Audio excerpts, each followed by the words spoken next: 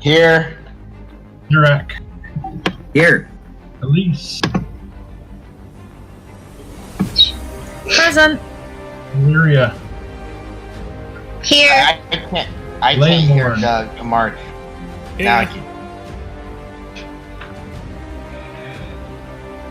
Okay, if you were able to hear everybody, type yes in chat, please.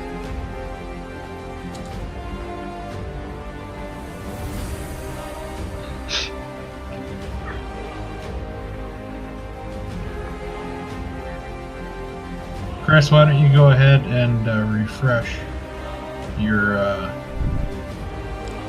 Discord. Are you sure you didn't hear me, Chris?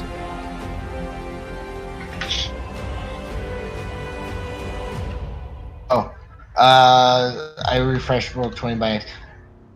Can I had trouble hearing Mark when he was calling out. Can you hear me now? Call out. Yes. I'm talking. I'm gonna refresh just in case.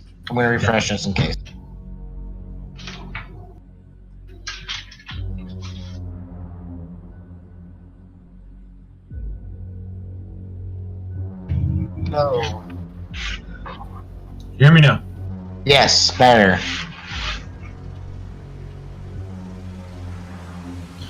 All right, who would like to do the recap of everything that happened last time?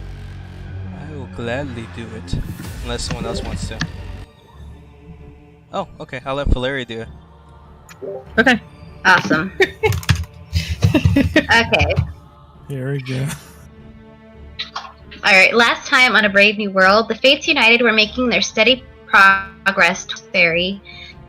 After Droman off the monsters back underground, they all regrouped back at the camp where the professor distributed the things he had found on the massacred bodies the feasted on. Some scrolls, gems, a littered box with no opening, investments specifically from the followers of the Silver Lady, along with the ring.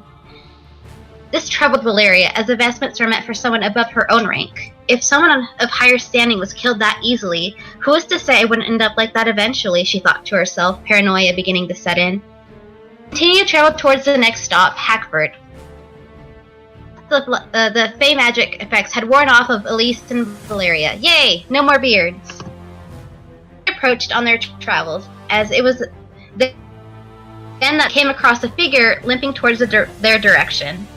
There couldn't be a village or city nearby. Alarmed, Xeric and Valeria rode ahead to get a better look at the figure. A man mumbled incessantly, giving Valeria the creeps. Xeric offered the man a ride, but all he could answer was no time. He talked about vengeance and how children. After more prying, the man answered that his name was Rance, of the first sword of Solent.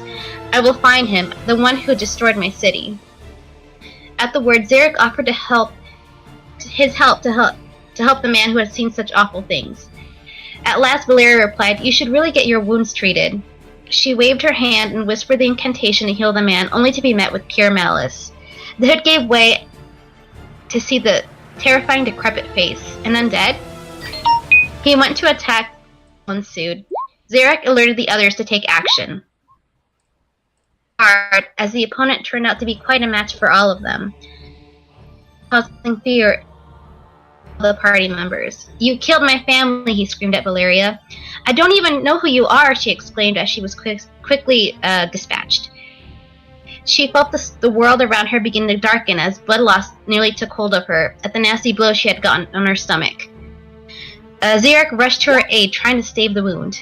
Luckily, Elise cast a healing spell of her own, just in the nick of time.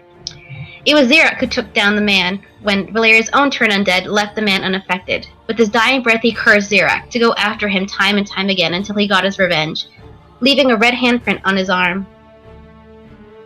Come without any losses, as once more the professor was killed.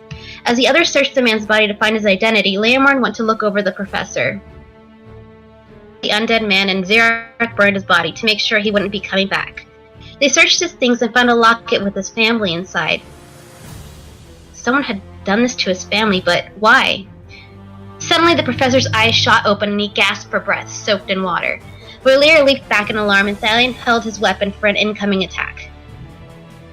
The professor looking back at them. but the one they had come to know over the course of a month. How was this even possible? He was supposed to be dead. The professor pulled off his shirt as his body coursed with pain, and it was at that point that everyone got a look at the dark tattoo covering almost all of his body. That had not been there before. What have you gotten yourself into? This isn't any holy magic, but dark, called an accusatory voice. Valeria's eyes were stern as the others attempted to get any information on this from Lovecraft. He could only answer that he didn't know much up until he had just met the party. As the rain continued to pour down, Drummond suggested that they continue on and make camp and finish the conversation there. Off free like that, hatred laced Valeria's voice. To ride in the cart while Slayamorn took Ophelia to get more info out of the professor. Valeria fumed, riding ahead. We should have never let him join our party. Slayamorn asked if she was okay, only for her to answer curtly, I'm fine. As they rode on, Thalion called out, Valeria, what? She exclaimed. He visibly flinched. I was just wondering if you had visions lately. To which she calmed down a bit and answered, actually I have, but we've been so busy with your quest that I haven't had any chance to talk about it. More once we get to camp, she suggested. And so they traveled on. And that's what happened last time on the Brave New World. Very well done. Go ahead and give yourself a point of inspiration.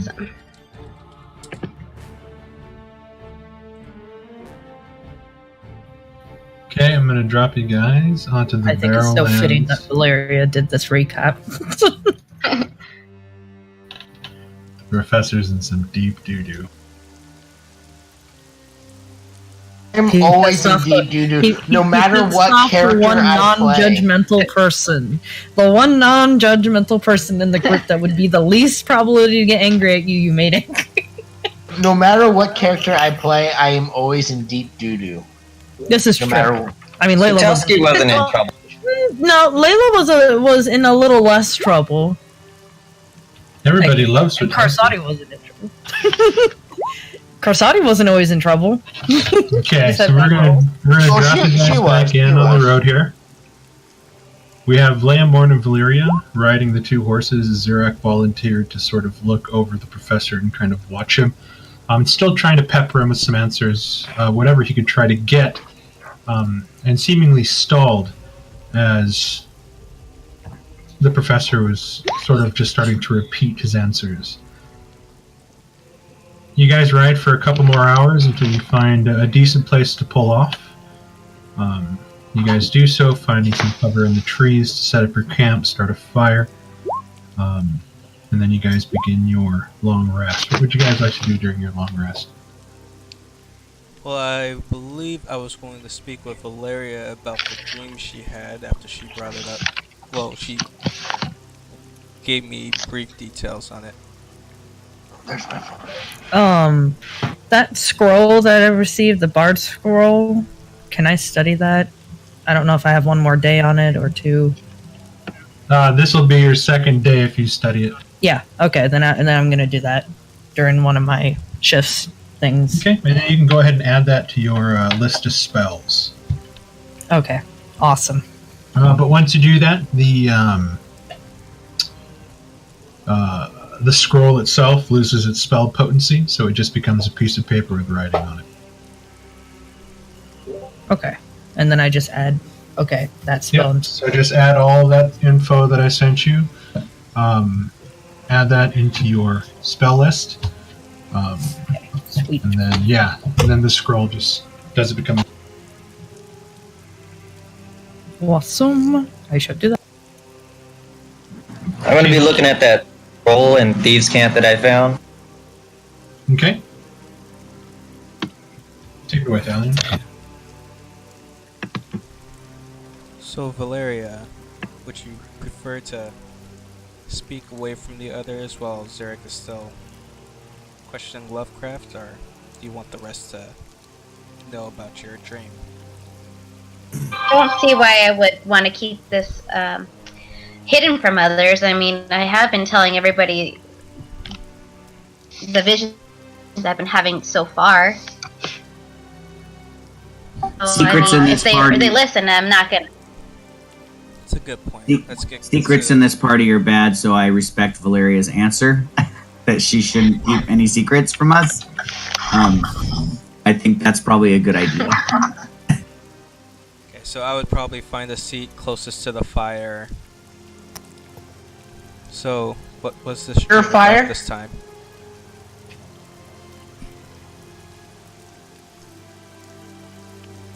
But Not sure if someone spoke over me. Did you hear me? As Stallion sat down, you just said, so what was the stream about this time? this was a dream. I was in a battlefield. There was a man, drenched. Well, not exactly drenched, but there was a light on him. So he was the main person, like a good light. We were fighting. Apparently, I had fallen, and he had come to help pick me up. And he asked if I was okay. He had a helmet that had eagle wings on it, and then a cape that had eagle heads on where you clasp it, and with a eagle's claw on the handle. I didn't see his face per se. I just know those were the things that were most, I guess, stood out to me the most. As you kind of describe the eagle armor and everything, I'm sure everyone's probably noticed that Valiant's had a sword that's kind of been wrapped up around the hilt strapped to him that he never draws. But I'll kind of pull it forth and kind of slowly unwrap it, and as I reveal the hilt, did the eagle symbol look like this? Did it look like that? What she described to you were shoulder pauldrons sculpted to look like eagle heads, and then on the helmet itself were wings. I'll show you the picture. There was no actual symbol that she saw. She's describing to you stylized armor on what seems to have been a knight. Give me one quick second.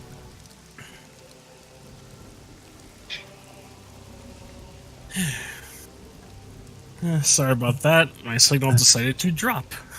I think I saved the picture on here. Did I save the picture on here? Let me look.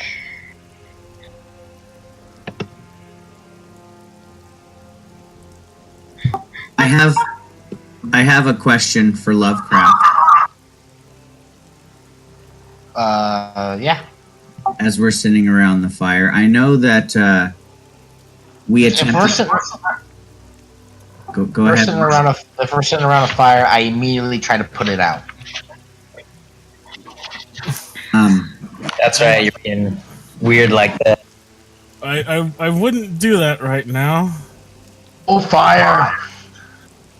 Professor, that's the rest of us do need the fire to stay warm, since the weather is not nice. That's a dark image. This is what she saw. A misty, smoky figure illuminated in a golden glow.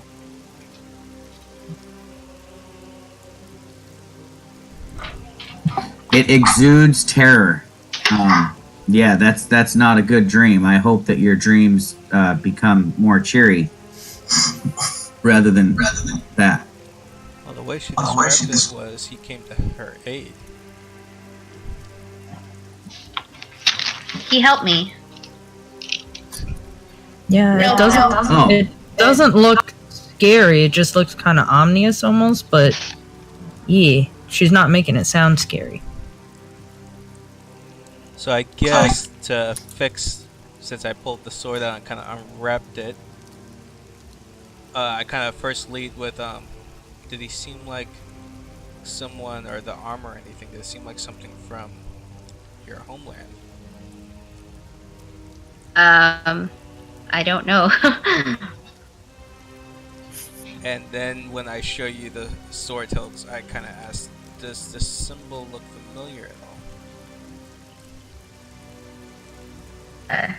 Does it look familiar? Give me an intelligence check. It's gonna be pretty high DC. Okay.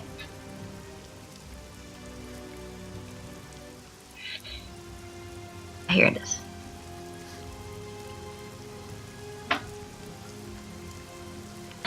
Average.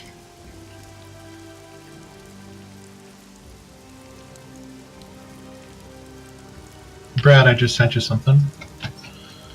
As you look at the symbol that he shows you, it doesn't really ring a bell, but there are lots of houses in Estoc that symbolize the eagle or hawk or some sort of bird. You know, especially... Hold on a second.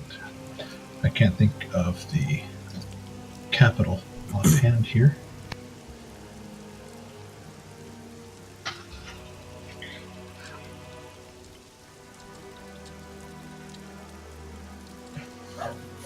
You know, especially in Lumiere, along the Copper King Mountains, there are a lot of houses with bird emblems. I guess somewhat. It's a place called Lumiere, but a lot of people use birds of sorts from there, so I can't say for sure, but it could be from there. I'm not sure, though. I didn't spend much time there.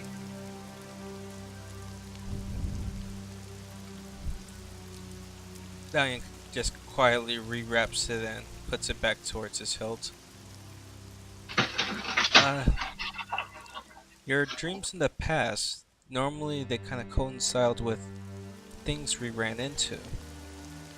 Do you think this might be someone who'll aid us in the future? It's possible. Like I said, I can't say for sure if this is something from the past, present, or future. But all I know is that all these dreams, these visions, have been coming to me in the linear. They're never linear. They're always like one and then another and another. They're never like... They're the same, but like in different... I guess they're switched around. So, when we dealt with all that mess back in Brayburn, you had more than just a few that you told us of. Oh, I've already told you all of the ones that I know of. But yes, at that point I had had 2 others until I had finally told everybody.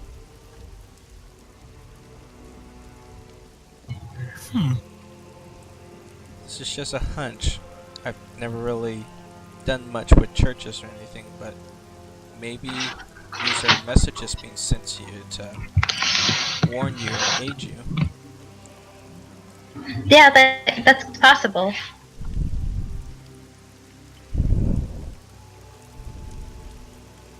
I can only imagine these sound like a lot of puzzles that are given to you frequently.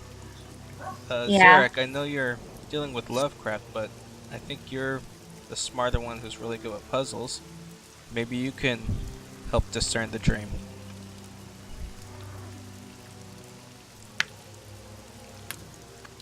Well, dreams are not my specialty, but I can certainly take a crack at it. What you need is a cunning woman, or perhaps a fortune teller of some kind that might be able to read dreams and portents. As divination is not my specialty, I've dabbled in it here and there. I know a few things, probably more than the average person. But yeah, sure, if I know the details of the puzzle, I can try to piece it together. Valeria, are you okay with me showing everybody the handout that I gave you?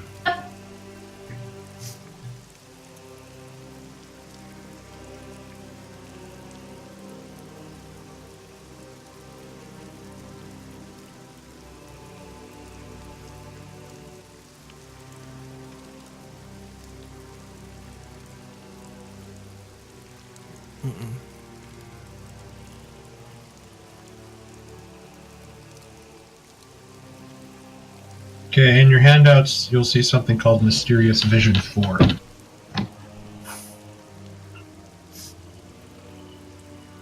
I must ask, Miss Valeria, how long have you had these dreams exactly? I've had these... Well, at first they weren't dreams, they were visions, but now they just keep coming to me in my dreams. They're trying to tell me something, but I just can't figure it out. But ever since I started my journey, it's something that's been happening for... And they keep changing since the last ones you told us, right? Or they've been those as well? Same visions, only in different orders. Like maybe my third vision, and then the second, and then the first. Or the first, the third, the second. Yeah, because I remember you telling us of, I believe, about 2 of them way back when we were at Roger's place. But this other one seems new. It definitely does sound quite energetic. I mean, I do remember that some dreams can leave you feeling out of energy, like as if you were there. I mean, I've never felt like it. Well, I guess so. I don't really know. The thing is, I don't know if I'm me when I'm there or if I'm somebody else. Might I have a few questions of clarification for you, Valeria, as I'm piecing together the clues that you have shared with us here. What is it? What is the deity that you worship? What is the Silver Lady?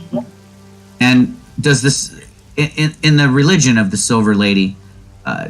Does she have avatars or knights that walk the mortal realm and hold up her ideals and fight battles for her? Yes, they do. I have the a Holy feeling. Grail Knight. And then I have a feeling. Oh, go ahead. You can go on. I've looking at the clues that you have shared with us from your dream, I get the feeling that your Silver Lady is reaching out to you to help you in the battles that are ahead of you. That you have quite the destiny of war and doom and protection of innocence, but that you will not fight these battles alone.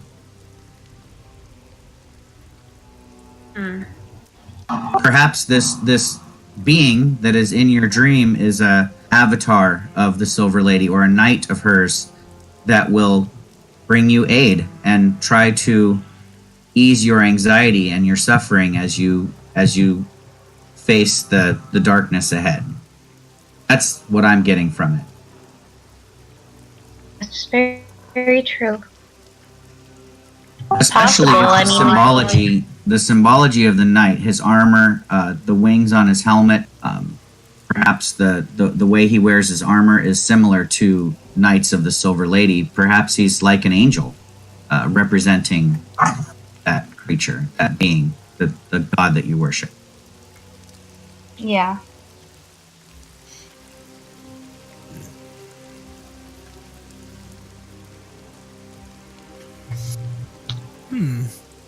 Maybe next time, should you have one of these other dreams, maybe, I don't know, have something close by to quickly write down. See if maybe we could figure out what it is and when it's better in writing.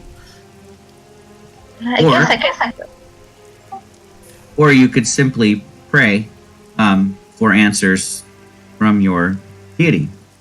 Perhaps the Silver Lady would be willing to provide you with some insight to the visions that are sent either from her or that she would know about. Both seem like very good ideas. Valeria, have you tried speaking to the Silver Lady recently? The last time, I haven't exactly spoken to her, but I have prayed to her.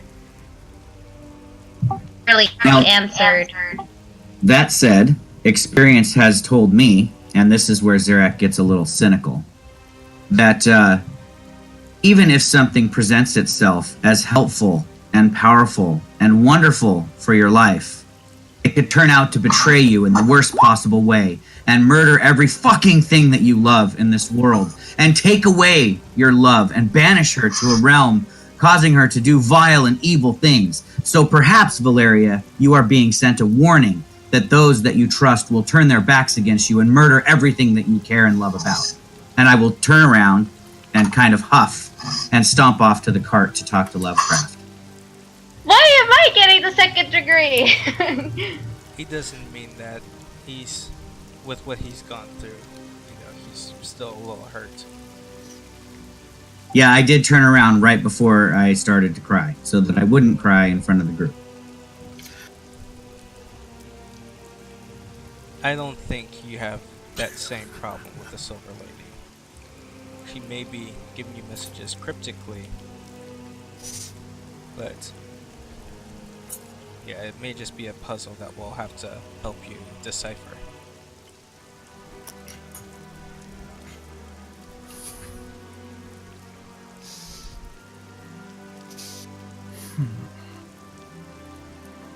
I thought that was a pretty good roleplay, Mark. You're welcome. That was really good. I guess I'm just a sadist. Well, I did trust that being in the book, like, wholeheartedly, too. Saphirian was like a godsend. I was like, oh, thank you, Mark, for giving me this awesome divine being. I can't wait to get to know her better, bitch. It's everybody's reactions when I started. Poor Zarek, totally not better.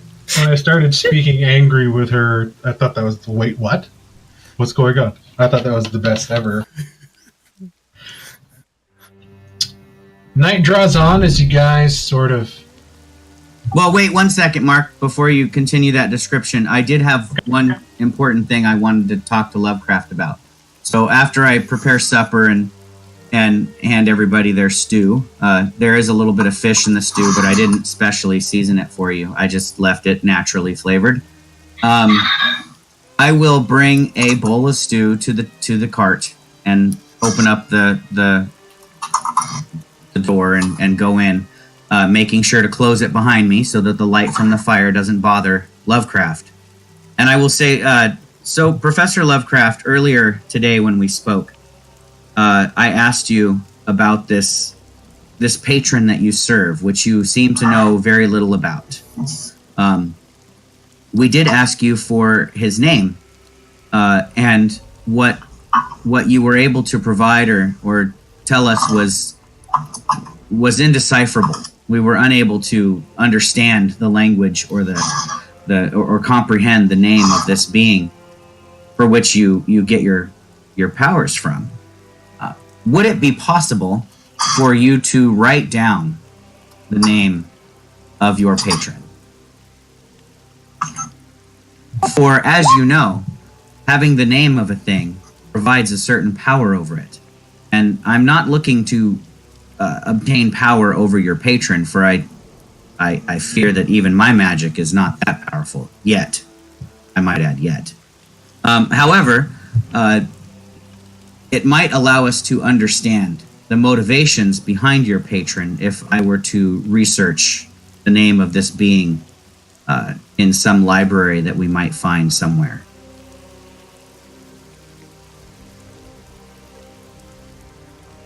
I look you like dead in the eye, and I kind of reach out and grab your hand, and my hand's like cold and clammy, like I've been sitting in seawater. I'm very like ice. Very much to share information as yourself. In doing so might do more harm than good at the current moment. So your reticence to share the information is only to protect us?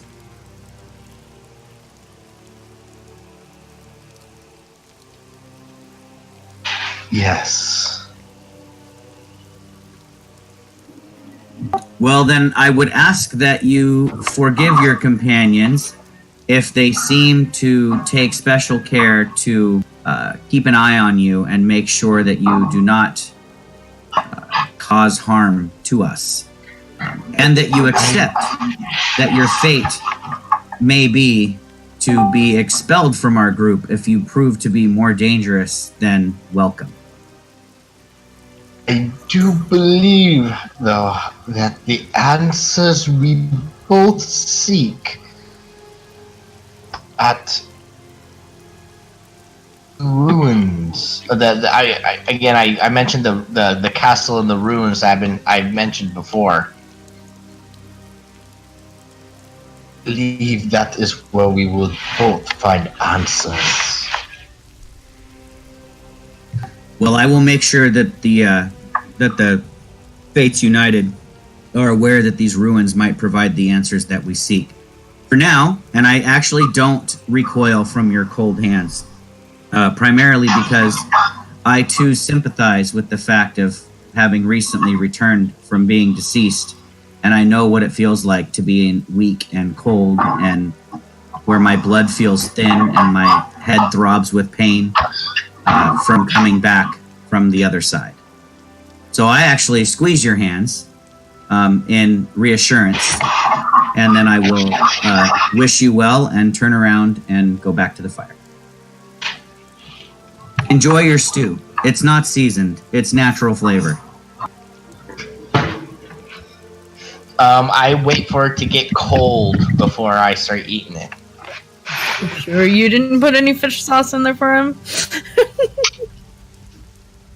Yeah, not this time. He did just return from death, and I'm going to be a little bit nicer than I normally am for the time being. You're not gonna pour half a jar of that fish stuff into it? Oh, man. Oh, God. As tempting as that is. If a teaspoon messed Valeria up for 2 days, I'd hate to see what half the bottle would do. Oh, Watch. God. Zarek left the bottle in the car. I eat that instead of the stew. I just eat it all. No, the bottle of fish stuff is in my horse's saddle. Let's save the idea for the half jug bit against someone we really hate. And then, as the evening would die down, Mark, as you were getting ready to say, Zarak would pretty much just pull out his spell book, cast a light spell, and kind of study his spells for a while into the evening.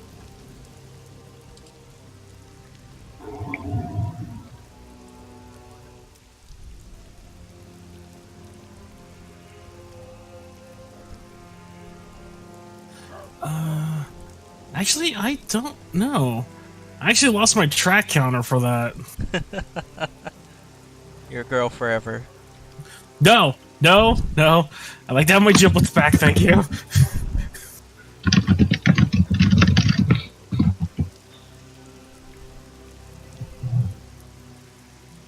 Because I think it was kind of like... Sure about this. I think it was like just over the halfway point when Valeria and Elise lost their beards.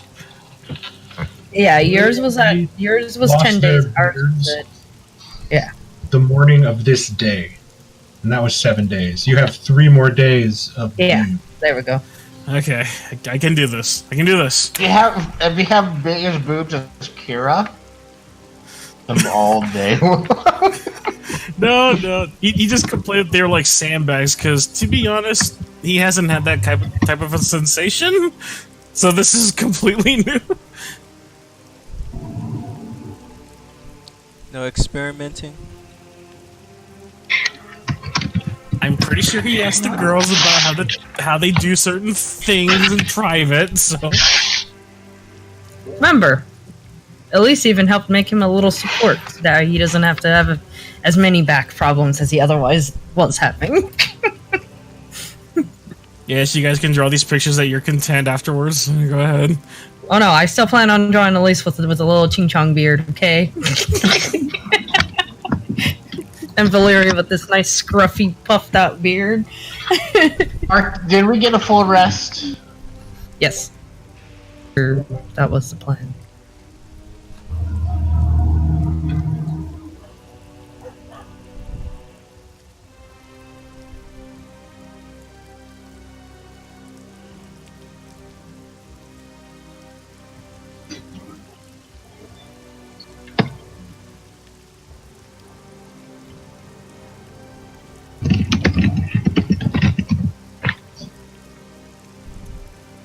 Vita did.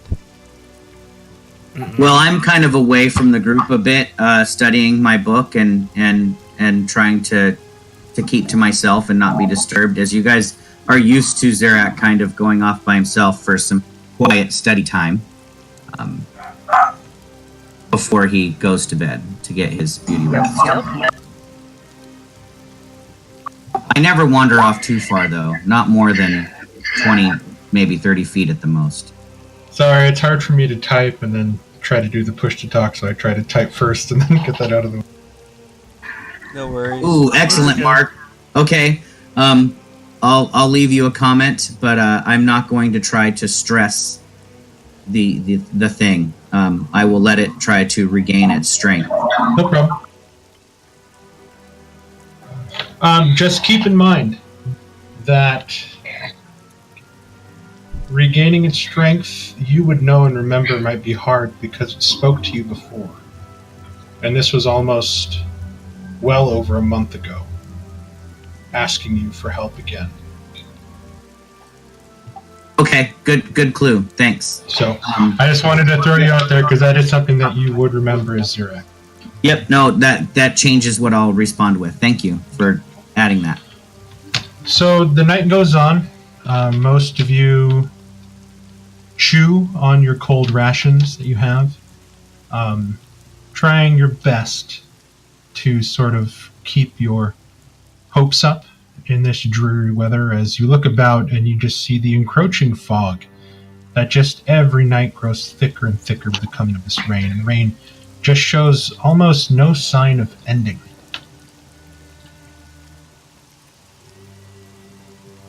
You mentally chew through what Valeria has told you.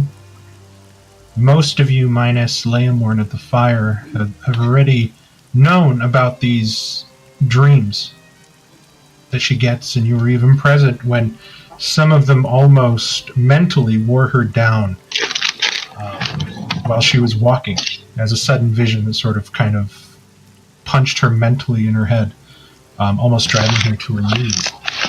Something quite disconcerting the further you move into this very dark, desolate place where even walking on the road might land you in a very dangerous situation. Add on top of that now the professor's predicament and the thinking that you might not be able to trust this man that you let into your lives as an ally. There's a sense of paranoia and anxiety that just builds, and no matter how hard you try to stifle those emotions, you can't help but shoot sidelong glances at people when they're not looking at you.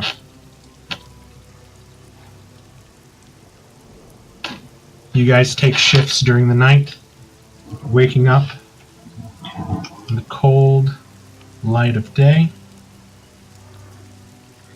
And you have noticed that, thankfully, the rain has stopped. There's a bit of a shower, but it's not as heavy. You can breathe the air and not feel the moisture sort of pervade your throats. However, the mist still clings heavily, as the darkened clouds weren't as dark as they were before, letting in some flat rays of sunlight through them. But it seems the ever-present canopy just shows no sign of moving away.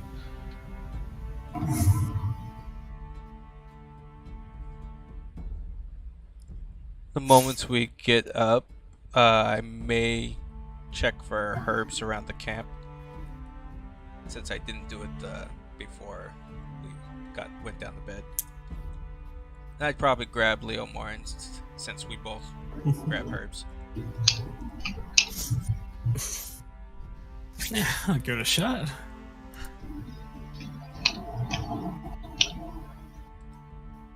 Say that again, Doug, sorry.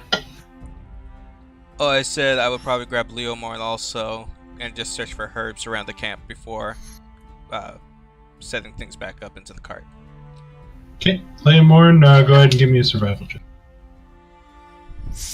Okay. Very good. Okay. Looking at this chart here. Leomorn, you find about 50 gold points worth of herbs that you can use. Most of it fungal tree mushrooms that you find on Deadfall. Thalion, you find about 35 gold points worth of herbs. As you were more looking towards the riverbed areas close to the road.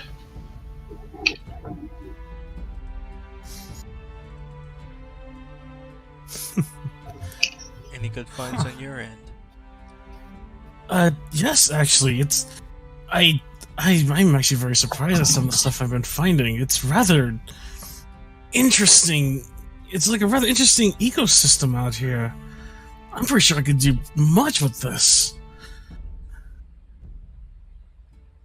Yes, you should be able to find interesting stuff in almost anywhere. It's just knowing where to look. I may have to take some lessons on how to track them. Once I figure out how I can lift my own backpack, that is. Maybe you should do some of those push-ups in the mornings with Xerac. I would. As a matter of fact, I'm doing push-ups right now. I would. Though sometimes my study usually gets the better of me. Which I want to know what helped me when I was younger. I may have to try them. I used to take small branches or logs, try and strap them around my arms, and then I use those while trying to lift my arms and lifting the weapon to strengthen my muscles. May have to try that. Actually, there's a few things I need to try. Remind me once we get to a much more safer spot to analyze that potion. I still need to run some tests. Do we see these little villages on our map? You do not see those little villages on your map, as what has been outlined on your maps are the larger settlements. Okay, because in the north area. And yeah, so all these little points, these are small hamlets, simple, the same as Barrowshire was. Small populations, mostly made up of families. So maybe like Skelton, perhaps they'd measure the population by there was 8 families that lived in Skelton. Okay, I was going to ask about Baconwood if the forest was made out of bacon. The professor has lost his mind. And Apple Willows. do we see him like gnawing on a piece of bark saying it's bacon? You guys pack everything up? Xerac, do you ride Ophelia? I do. She welcomes your patting and she welcomes your presence. She's quite uncomfortable with the new person that she has not known or spoken to, but she tried to treat her as gently as she possibly could.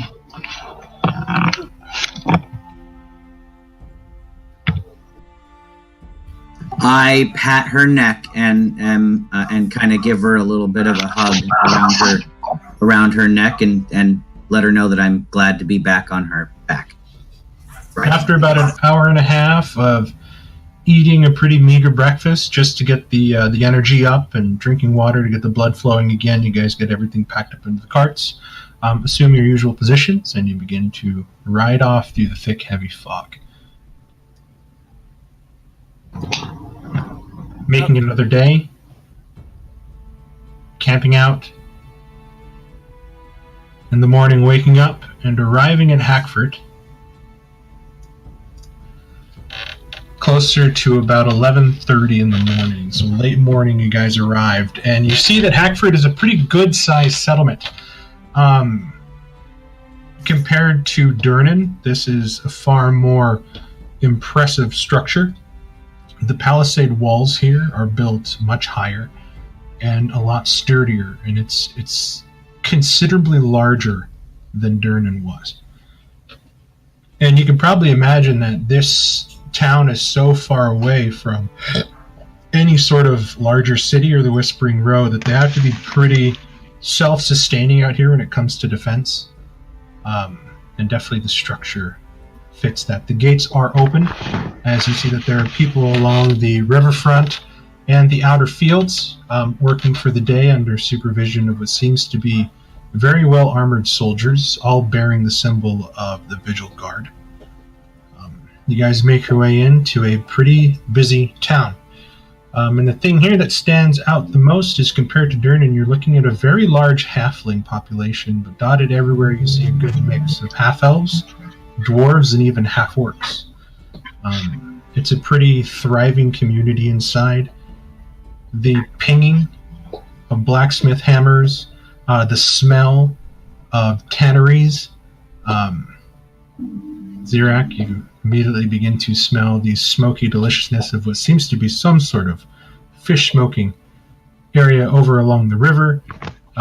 It's a pretty bustling, vibrant place, and although it's not as clean or as well cobbled as maybe like a Braeburn or Greenwick, some of the other places you guys have visited, it's a pretty good-sized place. I honestly, I cannot remember. What was the rumor that we heard about Hackford? You heard about Wisp Hollow to the west, which is this green dot here, that is currently being ravaged by some sort of sickness. And Dusk Hollow was the burning of the child, I believe. Dusk Wallow was where the mayor was hung for worshiping the devil and trying to make his cat drink bloody milk. And Knotshire was actually where the child was born with cloven hooves, and the town priest had the child burnt. Okay. Why didn't we go there? It was much closer. Because we were looking for someone specifically. Right, and perhaps we should ask around about maybe a description of your friend and see if anybody has seen them pass through. So I would actually probably find... Is there actually a tavern in Hackford? There is a tavern, actually.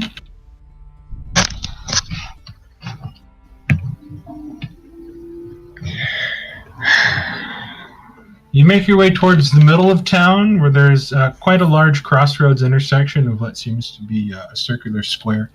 And this is where the main well for the town is located. And you can see a large two-story building that's been built here. It's not like very refined. It has a very rustic, like log cabin look to it, like a frontier town in the Wild West would look like up in the mountains.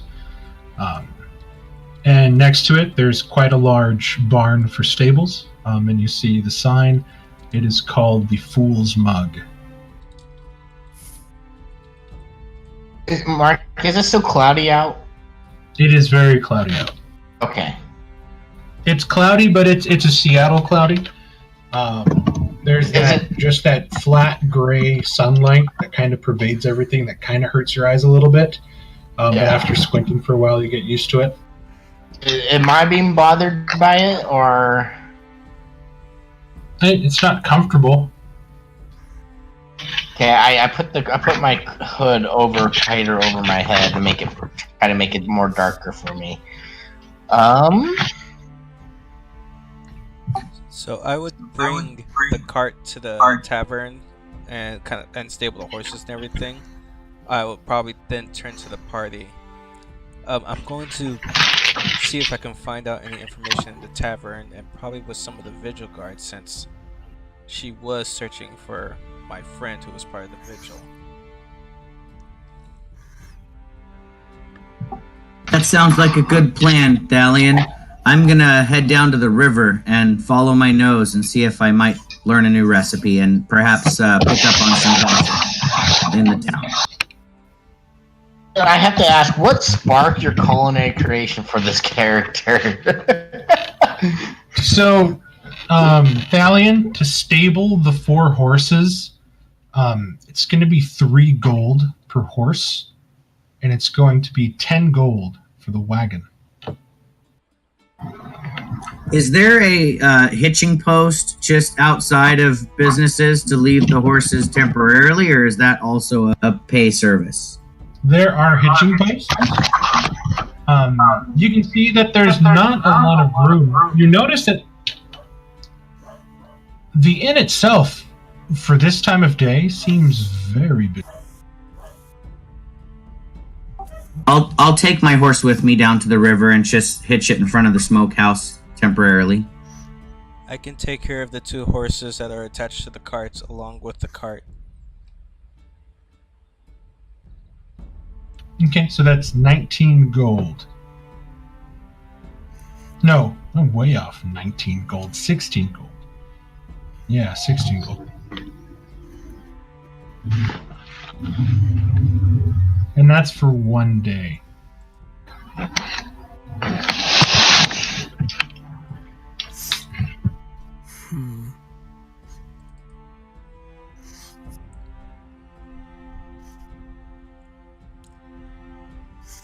Valeria, I actually don't remember how much gold you have. Are you able to stable yours, or did you need someone to help you cover the cost? I mean, I have gold, but some gold would be nice. I am still pretty broke. I'll give an additional 3 gold to stable Valeria's. Okay.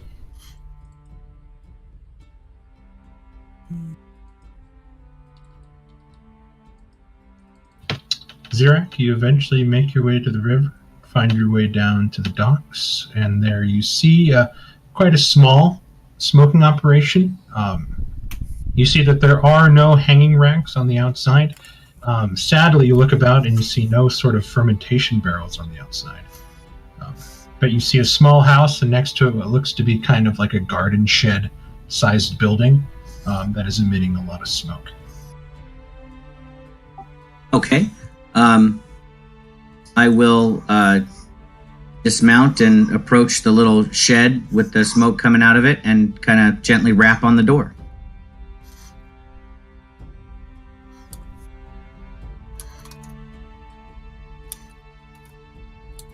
You went to the shed and knocked on the door?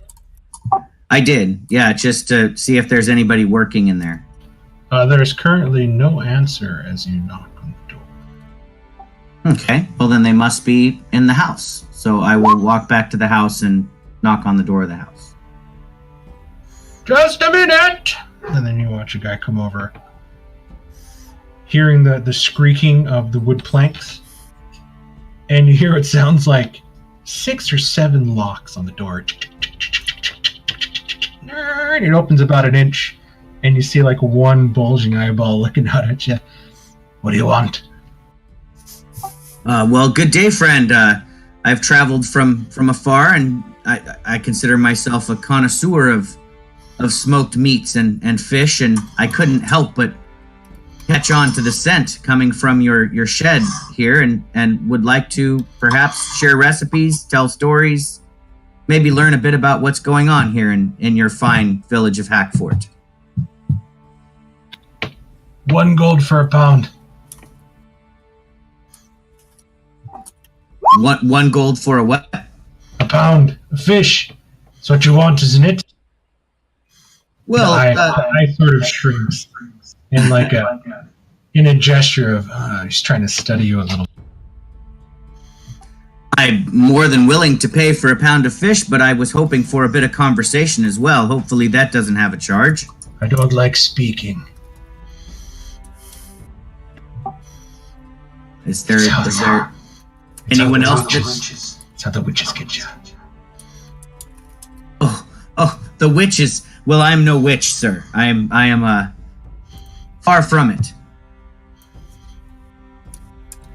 How do I know you're not a witch? Well, normally witches have a big wart on the side of their nose and funny pointed hats. They fly around on brooms. I'm not carrying a broom. You have a good point. And he opens his door and he sticks his hand out. Name's Roderick. How do you do? I eagerly grab his hand and shake it and welcome. Say, no, I'm just a... He turns it over and he looks at the top of your hand. He takes his other hand and he slides it up your sleeve and he looks at your arm. Just had to make sure. We all take precautions where we must. How they get you, fucking witches. So might I come inside then? He sort of looks back into his house. And he closes the door. He just stands. I love it. Well, at least it's not raining, good sir. I would be just as happy to have a conversation outside. Have you had problems with witches here in Hackfort? Never met one myself, but there's stories. Well, I would love to hear your stories. I can share some as well if you wish to learn news of the outside world. For someone who's not a witch, you sure ask a lot of questions. Well, I am a. Your passive perception is picking up. This guy's drunk off his ass. Okay. I was wondering. He seems to be a little all over the place. I can smell the liquor on his breath. That's yes, awesome. you can. Well, it's an odd mixture of ale and what almost seems to be turpentine. Excellent. He's got a little moonshine going on in his house. Well, I would say that I am a master of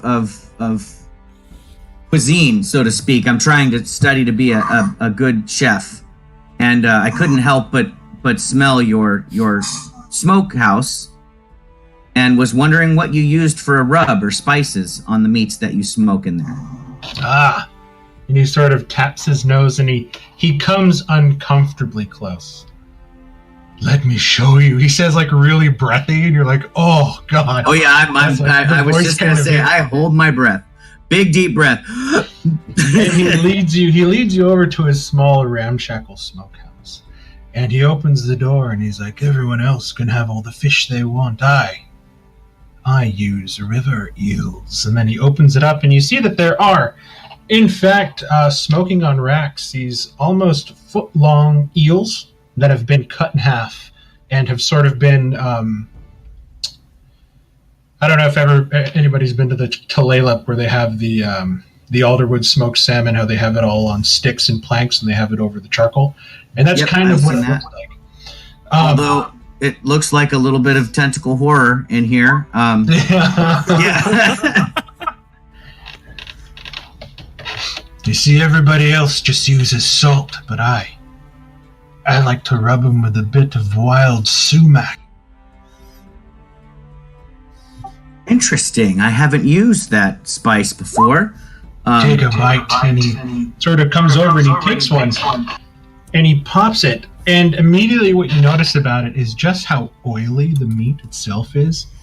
I mean, it's a pretty dark brown. It looks like it's been smoking over this wood and charcoal for way too long.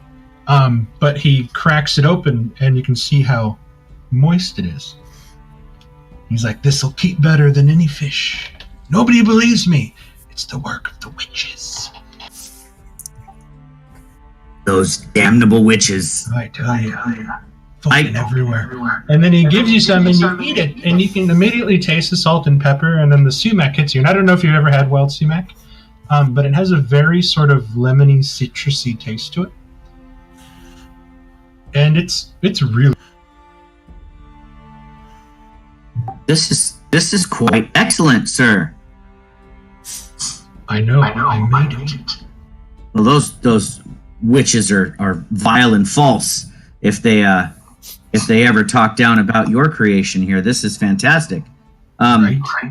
I would be happy to share with you a spice that I have procured along my journeys, if you're willing to try some.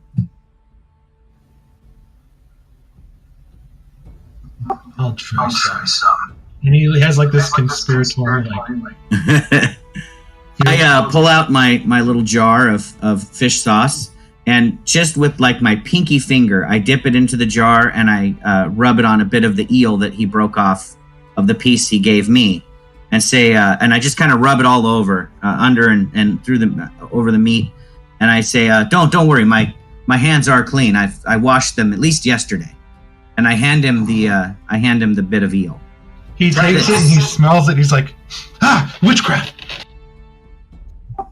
Oh, I assure you it's not. It's just a recipe. And he's like in this like staggered fighting stance. And you can see that he's almost about to fall over. And you're sort of like, no, just seriously, just fucking eat it. And he's like, I tell you, I promise I did not make that in a cauldron. Yeah. He eats it and he enjoys it. It actually goes really good with smoked.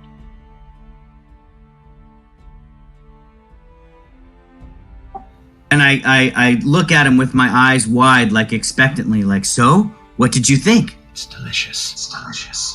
I'm glad that you like it. Where did you find this? Tell me how to make it. Well, I shared my recipe with you. You share yours. I purchased the seasoning, and I'm not entirely sure how to make it. But if I had the right equipment, I could probably dilute it into its separate components and come back with the recipe. I might need what do you call it? I don't want to say cauldron because I know he won't like that word. It's a, those little vials that you can put fire underneath and they bubble. Yeah, beaker, test tube. A beaker, yes. I said if I had a beaker or maybe a siphon of some kind, I could probably bring the recipe back to you. I wouldn't call it witchcraft. I would rather call it alchemy. And you can see that he's starting to get emotional. And he's almost starting to cry. And you're like, oh no, this guy's an emotional. This guy is crazy. Well, you lied to me. You said you share. And I have every intention of sharing, my friend. As a matter of fact, I'd be willing to dish some of this out and leave you with some if you would like some of your very own. I would love it. So I will look around for maybe a thimble or a little vial. I probably have a vial in my component pouch. You probably have some empty health potion vials. Yeah, so I'll put a few tablespoons in a vial for him, and I'll say, consider it a gift, my friend. Experiment with it as you will, and perhaps you will even be able to improve upon it, given your most excellent skill. Thank you. I have many friends. The witches. Well, I bid you good day, sir, and perhaps I'll be back around before we depart, just to wish you well. And if I can, I did ask about the witches. He said they were everywhere. I don't think he's going to be coherent. You turn around and you start to walk away, and you hear like a very loud whisper. Goodbye, my friend. What did he whisper? Goodbye, my friend. I raise my hand and say, goodbye, kind sir. And you just hear sad sobbing as you just sort of like hurriedly try to walk away from this guy. Not actually buying any of his eels at all, but no, I did not give him a gold for a pound of eel. But I do remember his little spice that he adds to the salt and pepper, and perhaps I might try some of that. And I'll make my way back to my horse and then ride off to the tavern. Sounds good. What's everybody else doing? I am. Oh, I'll let you go first. I'm just wandering around town trying to hear any more rumors. any new rumors, I should say. Just Okay, wandering around. Go ahead and give me a perception check as you're kind of wandering around, looking very conspicuous with your hood up on a dry day, while everybody else is moving about. Here we go. Not bad. All right, Valian, what do you do? I'm going into the tavern up to the barkeep first to see if anyone has seen Sibylla or recognizes her. You notice that the barkeep here is a woman. She's in her later years, probably like in her late 50s, though she does have a lot of smile wrinkles on her face, and she's not unpleasant as like your first impression as you first see her. But you notice inside it's kind of there's actually quite a lot of people in here, and you see that there's actually quite a lot of vigil soldiers that seem to be kind of maybe around their break or maybe have ended their shifts. But you walk up and how can I help you, love? Hi, I'm looking for someone who may have came through here. She normally tends to help with crops or animals. She's got red hair.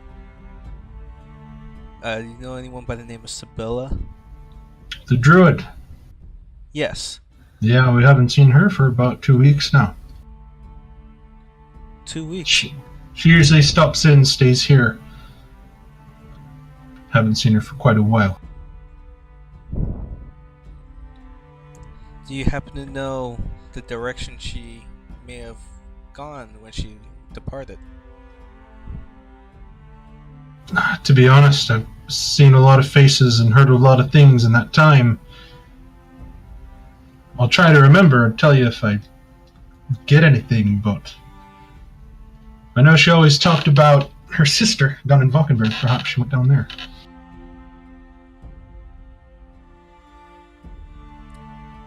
Okay, quickly out of game. Wait, oh, never mind. You know that Sibylla's full name is Sibylla Fairbairn, and her adoptive sister is Rose. Yeah. She was actually taken in by Rose's parents in Barlow as a child. I caught myself. They raised her. Which is why I stopped. So.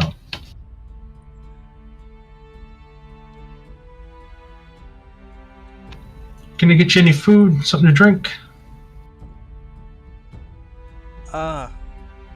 Maybe just one drink.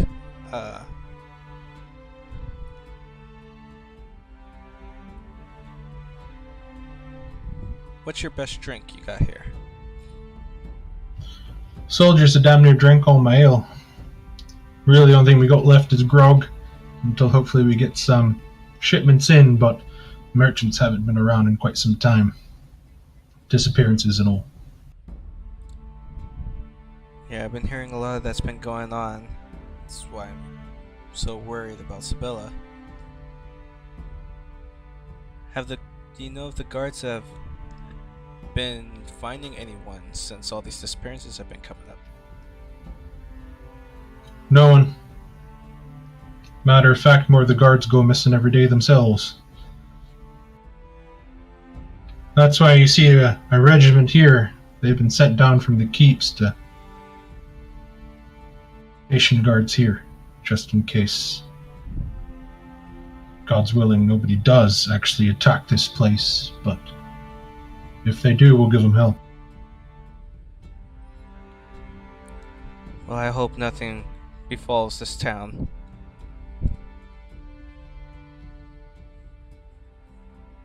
And I'll probably order a glass of grog, but I'll tell her I'll be right back for that, and I'll kind of head over towards the cluster of vigil. Okay. You walk up and you see a table of 4. They're pretty quiet, just having sort of like a regular conversation, nothing too rowdy and raucous. But they're still in gear. They're still in full uniform and armor. And they all seem to be nursing some drinks and snacking on what seems to be small fried fish.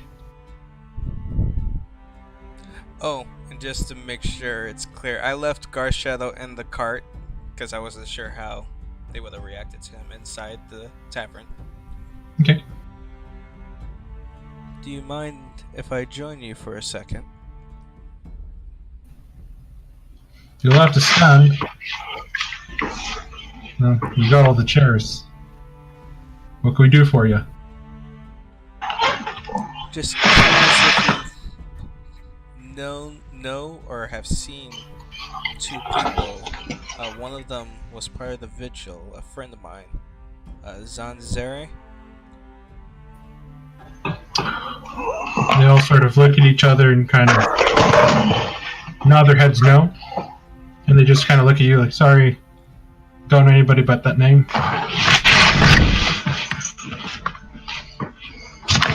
Maybe my other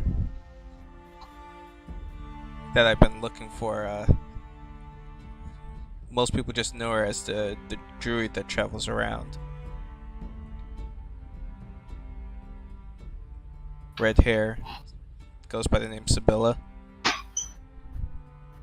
And you see them all sort of perk up like, oh, yeah, her we know.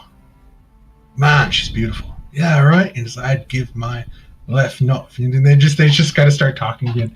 And the way soldiers do. And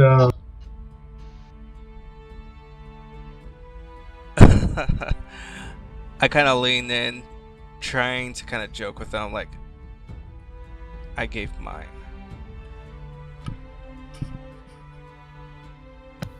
Gave your what? Bad joke. It was when they said I'd give my. And they left. just and they just kind of look at you and they're like, now they're just sort of confused. Have you happened to seen her at all? She's really close to me, and I haven't been able to locate her in a while. I heard rumors she went missing.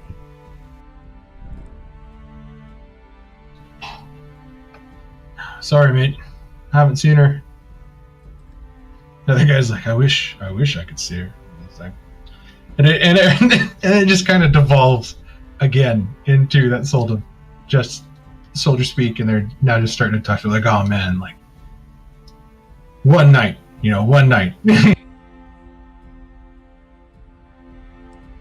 It's really starting to irk you a little bit. Kind of gritting my teeth, but then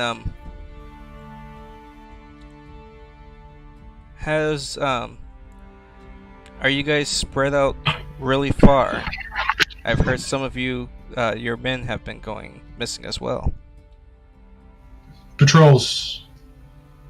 And there's less and less of them now because of that. People missing checkpoints, things like that. The road work. Nobody can seem to find them. I may be able to help with one of those. I'm not sure it's really safe to go out there without a regiment. But on our ways here, me and my companions found a house that was torn down. There was a cave, and it looked like some bodies were dragged in by some ghouls. Yeah, there's more and more of them too. Wasn't it Yarn said there's a whole herd of them zombies just milling about the woods?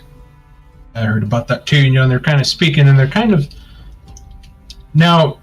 It's kind of odd. It's that dynamic where you add something in, and then they pick it up, and then they begin to talk amongst themselves and almost forget you until you speak up again. And you can see that it's not you. It's just kind of how they are. Like, they seem to be a close-knit group before, but they do pick up on some of the things you say, but they more or less talk about it in between themselves than actually including you in the conversation much. Not sure. Zanzera never really told me how many vigil troops there actually were traversing the land, but found a couple of ripped up vigil robes when we passed by those ghouls. So I would be very careful. We'll let the boys know. Thanks for the heads up. Of course. And they just kind of turn back to their drinks again. And just trying to sit, I mean, you saw the looks on their faces. They were very tired. They all looked pretty worn down.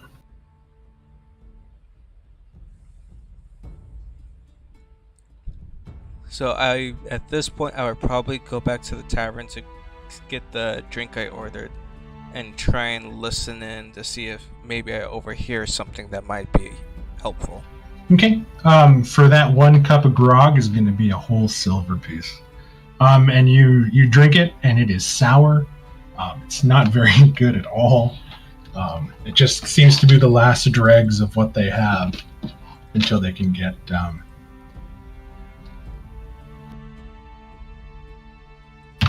Lovecraft, so you approach the 2 gentlemen, and you sort of approach with your hood on. What do you say?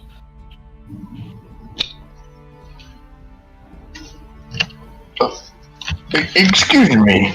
I couldn't help but overhearing you said you had a rat problem. We don't have a rat problem at all. And you see the other one sort of speak up, and then the other guy kind of kicks him in the shin. I remove my hood to make myself more presentable. I'm willing to help with it. We don't have one here, but I saw one over near Skeleton. As big as a fucking child, walking around on 2 legs. Really? Do tell more. I mean, on town or in? That's all I know. It was dark. It was too dark. Probably saw a wolf standing up on its hind legs. Thought it was a big rat. Fuck. He's like, I know what I saw, Errol. Where exactly in Skeleton did you see this rat? It's on the outskirts, around one of the buildings. I see. I'm not proud of myself, but people there going missing, left all their things. If they don't need it, I'll take it for myself. So the town is abandoned? Guess you could say that. Lots of towns being abandoned, the other guy says. People just starting to get their wits about them. Coming into the bigger villages like this for shelter. That's all. It's all foolish nonsense, vanishing in the dark. It makes no sense. They're probably just all over at Casper's Ferry, or Needleheim if you ask me. May I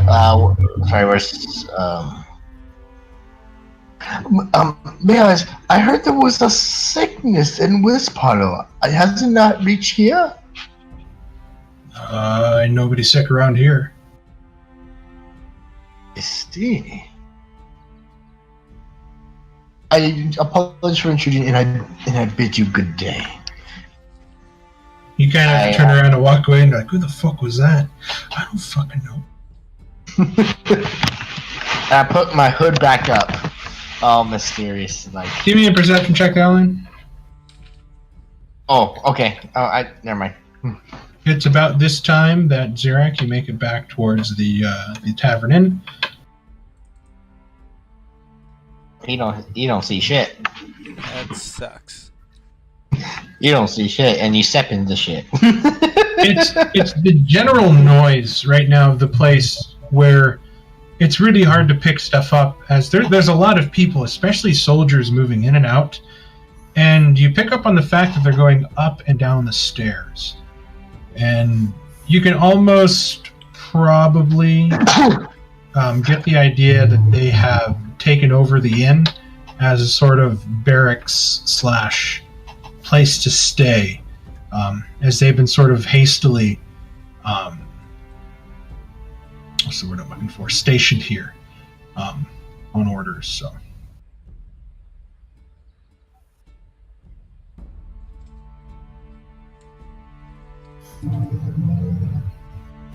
Valeria, Elise, Lamor, what are you guys doing? Drummond, what are you doing? Going to church. Or finding a church. I'm roaming around to see if I can pick up anything helpful that we haven't already heard. I was also roaming around. Mm-hmm. So you guys are just roaming around, listening in for stuff. Yeah, see if we pick up anything, see if Elise is concerned about that breakout since it's so close to where they currently are too, so. Okay, all of you just sort of walking around looking for information, go ahead and just give me a perception check. I think I'm going to look for something like an herbalist, or not herbalist, like alchemical supplier, some general store, just out of curiosity. There is a general store, but go ahead and just give me an investigation check. Okay.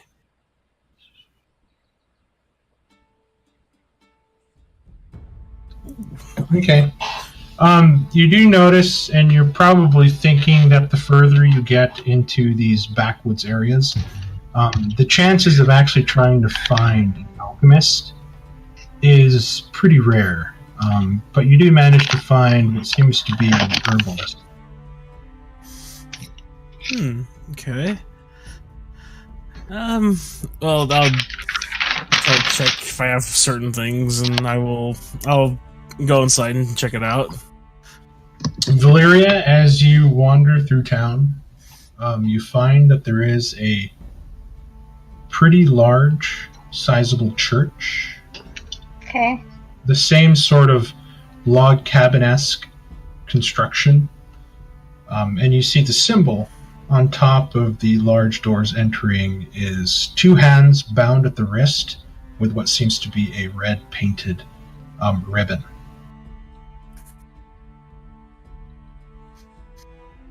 Oh. D enters. You enter, there's nobody in that you can see right away, but it is warm, it smells of incense, and the lighting itself is really warm, as there's a lot of candles burning right now. Okay. And you look at it, and it's an inordinate amount of candles. Like, these are way too many candles. It's a fire hazard.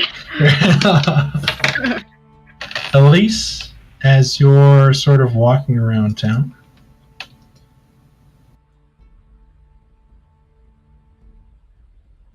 you pass what seems to be a group of guards, just sort of kind of standing there leaning on their spears and just kind of having a conversation. And it's a pretty quiet conversation compared to the noise of squelching feet in the muddy roads. But your ears pick up on kind of what they're saying, and I don't care if we're here. I'd rather be here. You've heard about them things wandering the woods along the mountains? Then they had that adventure a while back come in here babbling mad, talking about how it ripped apart his friends. Some sort of weird, gangly human thing. I'd rather be in these walls than anything else.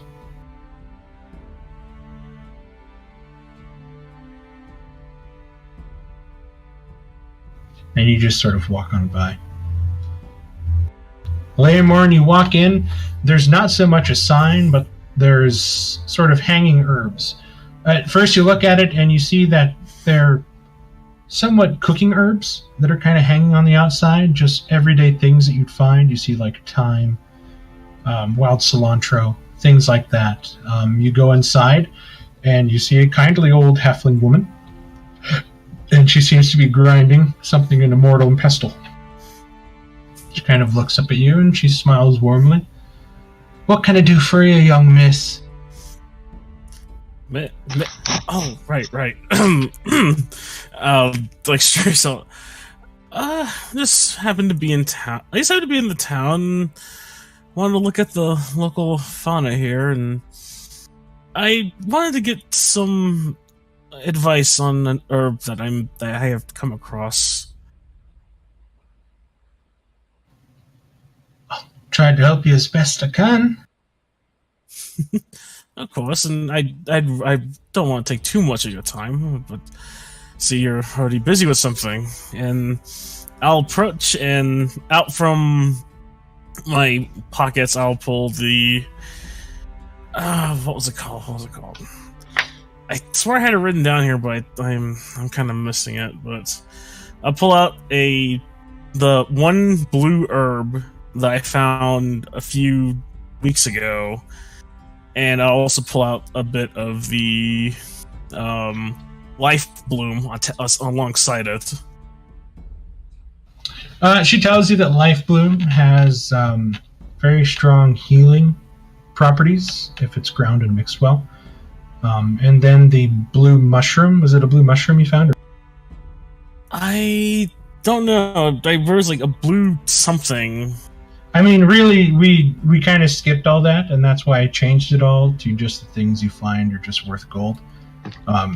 So anything that you have can be used to make any of the potions that you see on your sheet. You just need time to make them.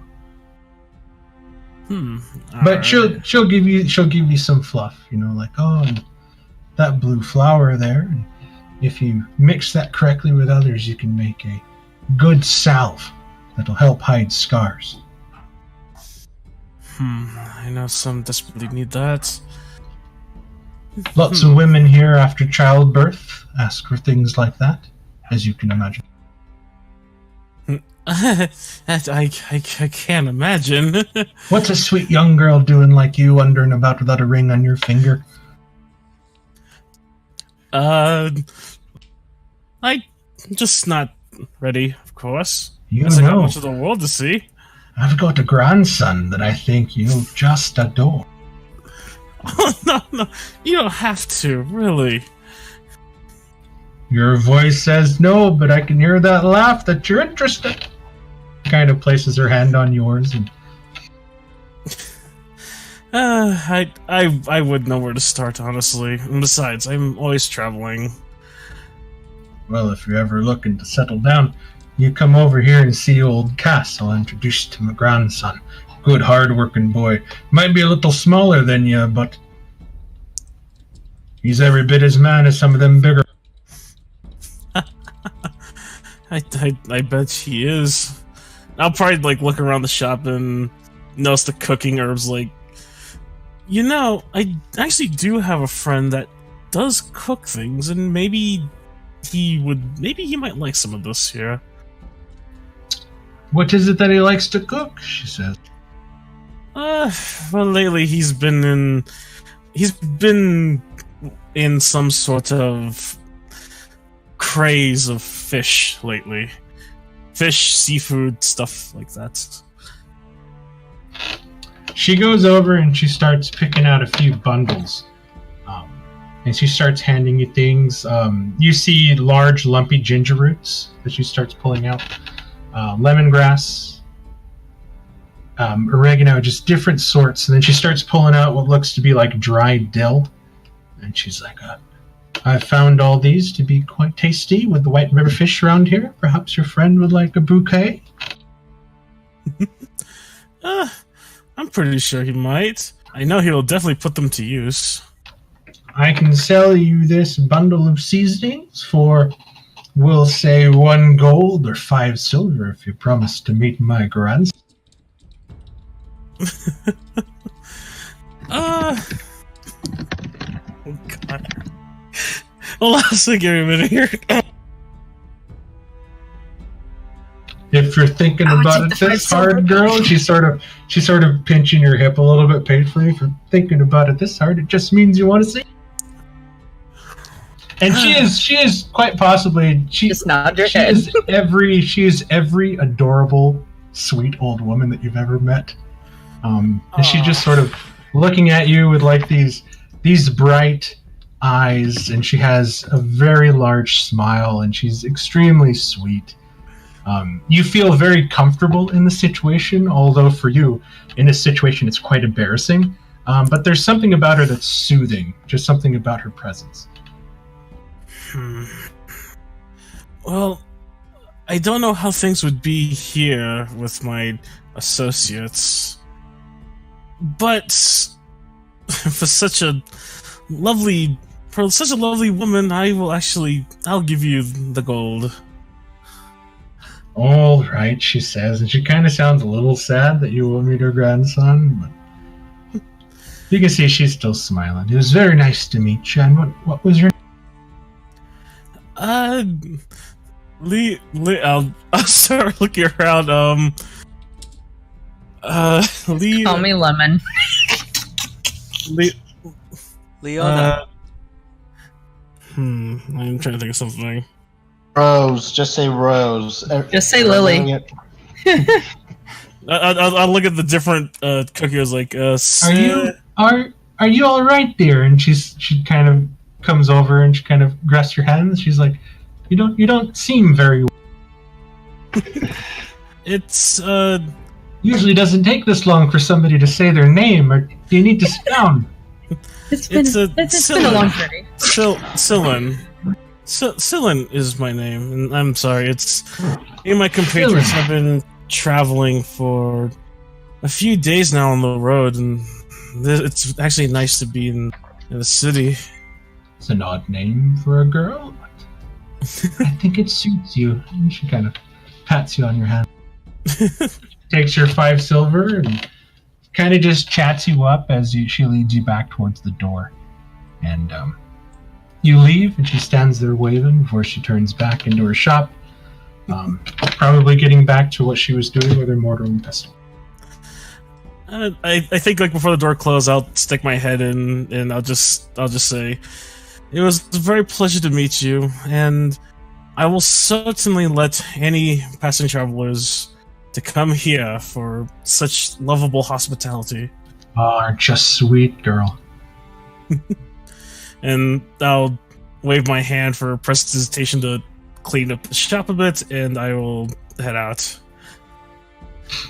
Valeria. I'm heading to one of the pews, sitting down, praying, trying to see if, process everything that's happened so far. Specifically the thing with Lovecraft, and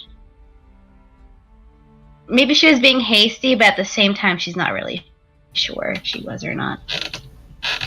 You sit there and pray, and you finish, and you take a deep breath. Nothing sort of happens. You're kind of hoping for this moment of clarity or some sort of divine intervention to occur. You're a little disappointed, and you kind of get the idea that maybe expecting that might be just a little bit selfish, perhaps. But there's a sensation that begins to flow over you and encompass you. It's a warmth and a calmness that kind of puts your heart and your tensions and your anxious at ease. A very familiar sort of calming presence. And for a moment, if just for a moment in this sort of hellish time that you've been on this side of the mountain, west of your homelands, it's a pretty welcome feeling. The sort of sensation where you feel you're where you're supposed to be.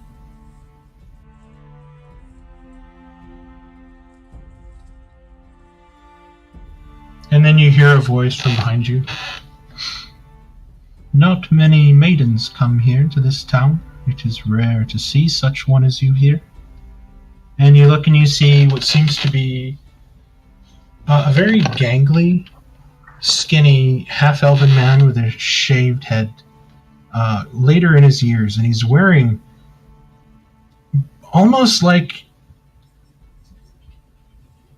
it almost looks like a loincloth. But the rest of his body, his skin is just sort of exposed to the world. You see around his wrists what seem to be red leather shackled bracers, which seem to be the only adornment that he wears, other than this sort of diaper-like loincloth that he's kind of rocking. And it's a very odd look. He's not even wearing shoes. Like, what is this guy doing in a church?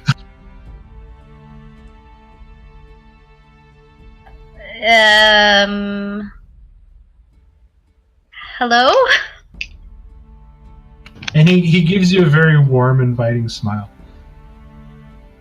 I know my presence and my look may be quite a shock to you, but here within the Church of Endurance, we suffer the elements for others. The House of Ilmater is open to all, and I welcome you. Thank you. What brings someone such as you here to this place, with a face full of hardship and eyes full of sadness? I just needed some time to think. It's been a long journey. I've been traveling for several months now with my party members, and it's just been very tough on me recently. This is a very trying time in a very trying place. Ilmater was a very not known deity in this area. The suffering that has occurred here for the past 500 years, we have come to make sure that the people here feel safe and secure. Which is why I assume you have come as well. I suppose I have. It is a warming thought. One that gives me hope for the future. I'm Valeria. You are? You may call me Sirio.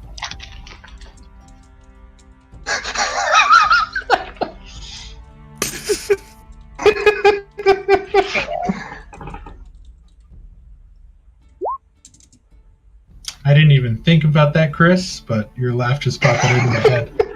Out of cereal. It's right Yeah, here. I was thinking of cereal too, like the food that sounds like cereal. Oh no, I was. His thinking, name is Sirio, and you can definitely tell from his complexion, his tan skin, which sort of belies the ever-present pale skin of these people devoid of year-round sunlight, that he is not exactly from this place, but his skin seems to hold on to the darkness within.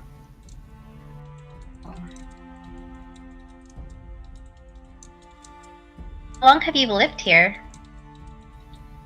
This I've been church here for? I've been here for 40 years now, I believe. I came from the sands far to the south, to this land on a quest. It is here I found the god Ilmater, the deity that saved my life. And I used that here in this place to help save those that need it. For that is why you've come, is it not?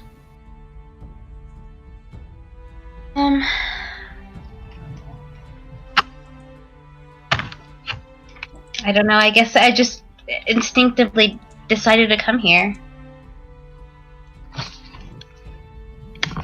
My advice to you is to keep following your instinct. We always have a purpose. Those of the church, more so than others. A divine purpose that we will learn of as we progress further in our life. While things may not be clear to you now, just know that in time, it will become clearer. Your Silver Thank Lady you. is known to me. She is a beautiful goddess. Have faith that she brings you where you need to be and doesn't lead you astray.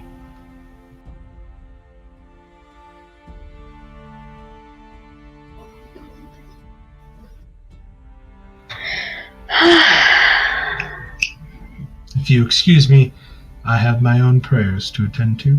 I will leave you here Thank you. so you may think upon the things you must need to. Okay. It was a pleasure to meet you, Valeria of Estok. I hope to see you again. Likewise. And you notice as he stands and he turns and he walks away, his back is literally covered and crisscrossed in what seems to be whip marks. Scars old, some almost thin white lines. But you look and you see that some scars are newly stitched. And he just sort of stoically moves, as if not feeling the pain from such wounds, until he disappears into the back. And you're sort of sitting there in this warm place again, full of way too many candles.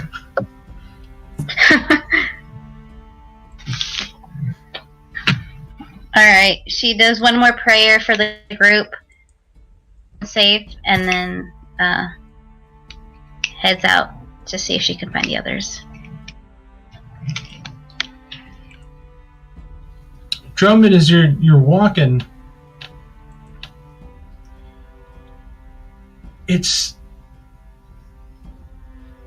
not exactly your scene at this point to be just kind of walking around, listening to things. Your instincts are automatically telling you, like, look at all these people clustered together. Like, your hands kind of twitch a little bit as you feel like you want to take pouches from belts and sort of like squeeze your hand over it again. Like, and you're just sort of being bombarded right now with temptation as you're walking through these crowds. These people almost seem oblivious to you walking around them, and it would be so easy. Do it. No.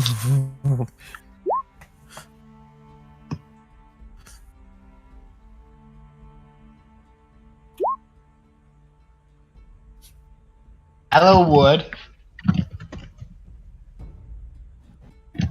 I might try and pickpocket somebody as I pass, just to make sure that I can. Okay, go ahead and just give me a sleight of hand check. Yeah. It's kind of a habit. You're walking through and you do the rub and pull. Something that's easy, you sort of bump shoulders. Oh, excuse me. And they, oh, it's okay. And they keep going. And without even noticing, you notice that you have the person's entire belt in your hand.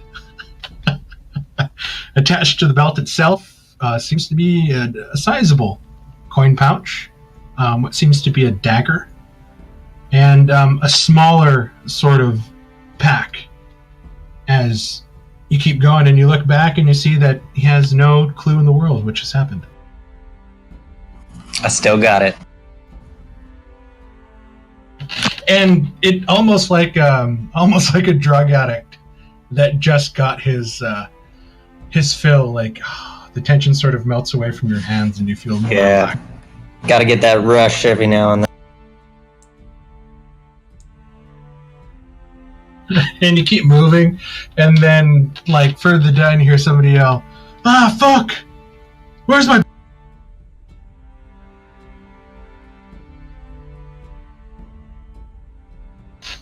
So do you guys all congregate back at the inn? I would probably mosey my way back toward the inn. If that's Okay, we'll say this takes course over a good 5 or 6 hours. You guys kind of hang out exploring. Is your dog? Oh, is he throwing up? He has allergies. He's snorting like when you're stuffed up. Yeah, my older poor dog guy. does that too. Okay. I actually don't know what to do. It's probably like 4 or 5 in the afternoon now as you guys kind of make your way back into the inn. Itself now is more packed than ever. A lot of people are making their way back into the city or to the village. As you can imagine that the gates kind of close late at night, obviously, for certain reasons. And everybody's coming in from the fields, from their work. A lot of people congregating back at the inn, and there's a pretty loud, bustling noise inside as you guys kind of find a table to yourselves. When everyone starts arriving and starts gathering at the table, I would go up to the.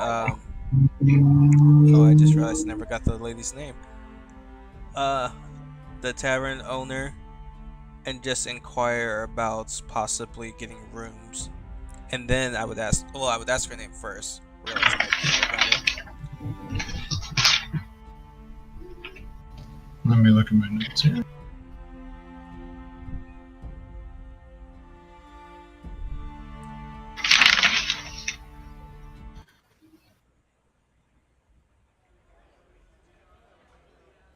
Her name is Verna.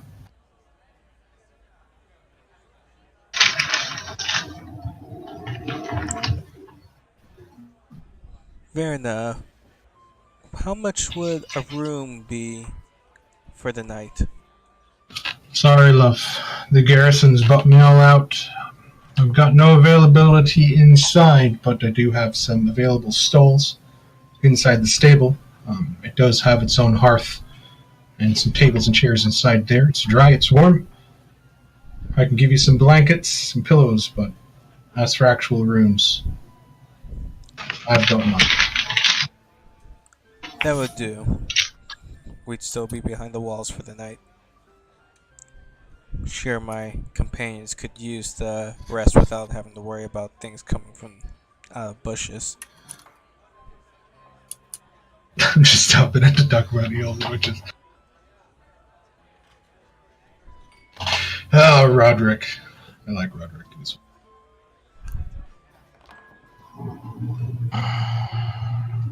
But Zirak does tell you he has no intention of staying the night here.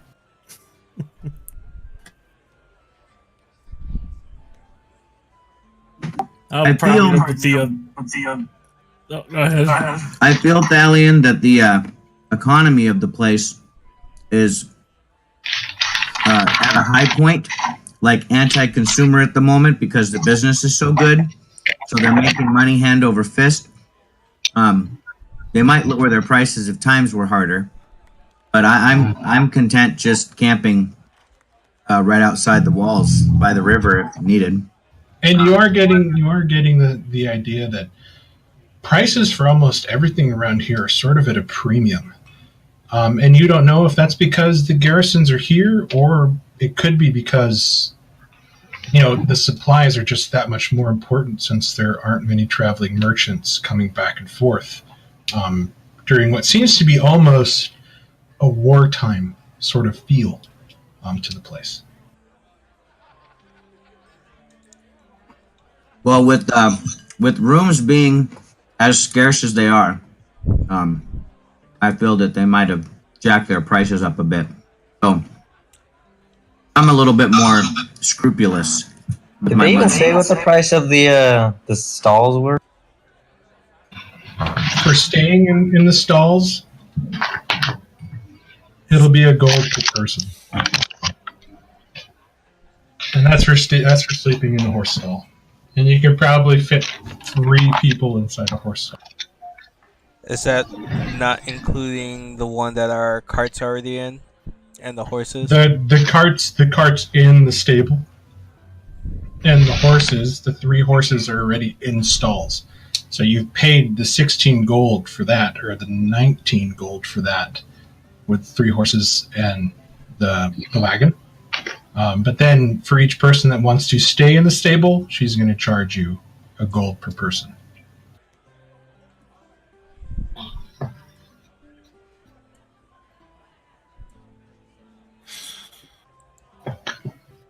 Well, I was going to take advantage of being able to actually not have to look for, be on watch. That way I can craft something that might be of use.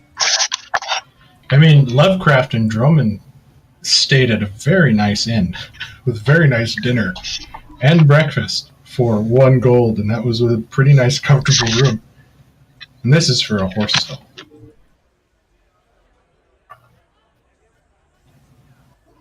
It's fresh hay. How much is it for a night at the inn? Wait, no, never mind. There's no rooms left. There is no rooms. It's full. Currently, the garrison soldiers have sort of taken up everything here. Did I get a chance to count how much money I took off of that? You managed to take 3 gold pieces, 15 silver pieces, and 10 copper pieces off that guy. You found a pretty nice, small, sharp field knife that was sheathed onto his belt. And he had a very small vial of blue liquid inside the smaller pocket.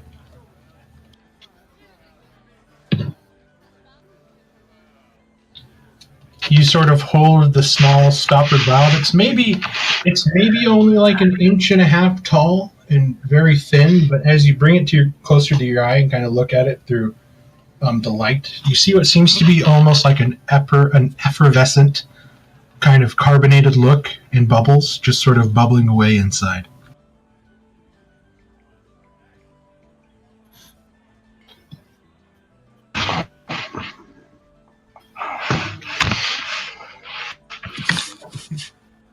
Well, I'm thinking to myself that I could get a stall. It's going to cut into my profits that I just collected, but it would be nice to not have to camp outside again, because we're probably going to do a lot of camping.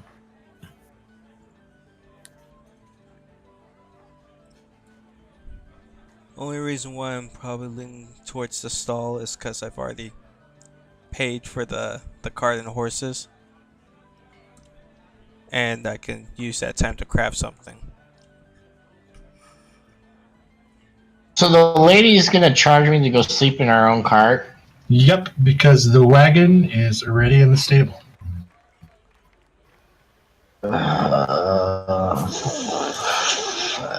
How many did you say we could fit in a stall? You can fit 3 people in a stall, but it's a gold per person. I'm going to go camp out. Underneath the tree. Yes. Join me in the woods, Lovecraft. We'll sleep like the dryads do, under the shelter of the trees. I think, just to make sure it's not a burden for the gold, I guess I'll camp out. I mean, it's a nice night. Oh, and if anyone asks, I am Sillin, okay? It's a long story. I'll tell you about it in the morning.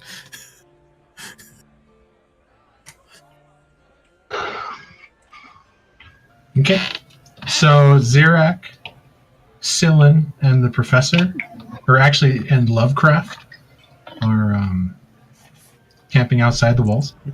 I'll go camp outside with them too. I'll probably hand over I think that's Lemon's. That's what Lemon said his new nickname is. Oh. Points at him.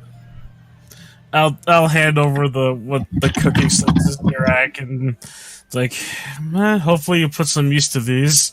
Okay, so Drome and Valeria and Thalion and Garshadow will stay in the stables while the 4 of you guys freeze your ass off outside. Enjoy the cold, according Actually, Mark, I won't freeze my ass off at all because I'm comfy in my robes. That's right. You're comfy in your sweet robes. And I'll use the prestidigitation in the little camp. If we're carrying a tent, I'll use it inside whatever me and Elise are in. Now, you do realize that with prestidigitation, you can only warm yourself. Ah, damn it. Really? Don't worry about me. I'll be fine. Okay, so you guys take the tents and you pack it out, and as you sort of move out, the guards kind of look at you, and they sort of try to stop you. He's like, it's not safe outside the walls at night. Oh, don't worry. It's safer. What? Pray say. I say, how come it's not safe outside? Because people are going missing. From the road. Oh. Like, things are just up and snatching them? She's just trying to get know. Oh. I will go camp near the road and see what happens. Interesting. Then you're going by yourself, because Elise ain't going anywhere near that. She's just going to a place where she can make a fire. And you see them just kind of look at you guys like, what the hell is wrong with you people? We're not from around here, so we don't 15 really... silver pieces, Drum. So, who all went out? Really don't. Xerac, Lovecraft, Xerac.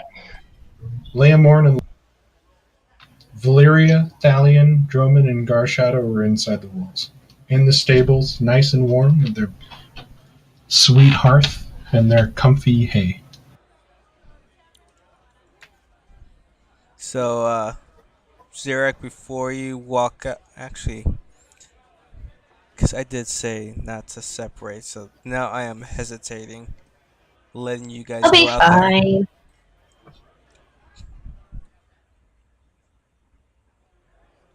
You send Moonlight if anything happens. Oh, absolutely, Thalion. Just like I did to fetch Lovecraft, I will send Moonlight to fetch you if anything happens. They're already outside the walls. Like, what are you doing? I mean, I can. If you want to talk, I could contact Xerac for you if you wanted me to send him a message. Just tell him that to send Moonlight if anything pops up. Okay, a second. Let me cast.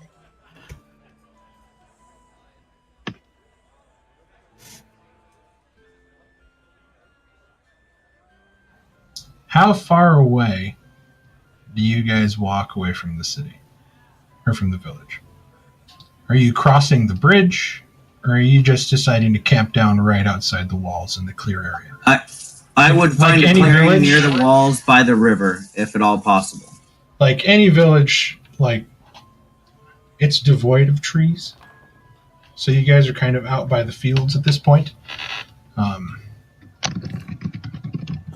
I would like to camp under the bridge if possible. I would camp under the far side of the bridge.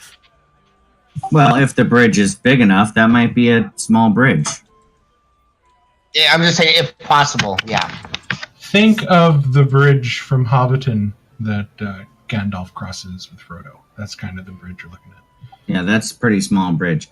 No, I'm Okay. thinking like I don't know if any of you have played The Witcher 3, but the village of White Orchard is sitting right on a river, and there's plenty of little plots of land right around the village where you could set up a tent and camp right there by the river. I think me and you are the only just ones gotta that watch tried out. it. You just gotta watch out for drowners, man.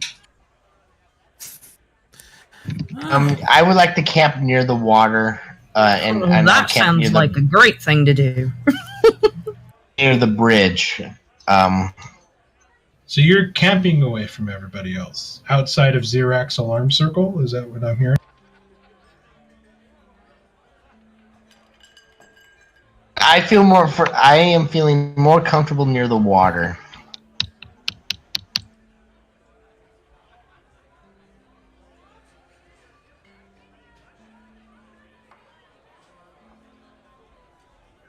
In other words, Doug, if there's a chance for me to get some fucking XP without you, I'm gonna take it. You're welcome.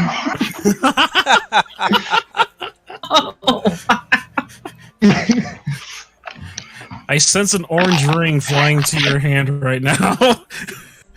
Sorry, that was the gamer in me coming out. Xerac says, "Of course, I will come to fetch you if I need your." Okay, Doug, go ahead and subtract the 25 gold from your 160. Okay.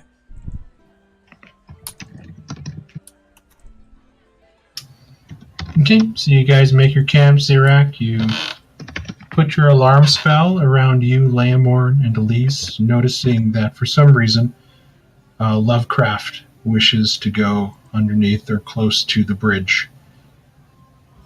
Are you sure you'll be all right? And Xerac goes to sleep, Elise and Lamorn, forcing both of you to take double watches. Awake for 2 hours, asleep for 2 hours, awake for 2 hours, and then asleep for 2 hours. Which one of you guys is going to take the first watch? Elise will. Okay. And she's just kind of muttering to herself, like, that professor's crazy. He's trying to get himself killed again. And The fog...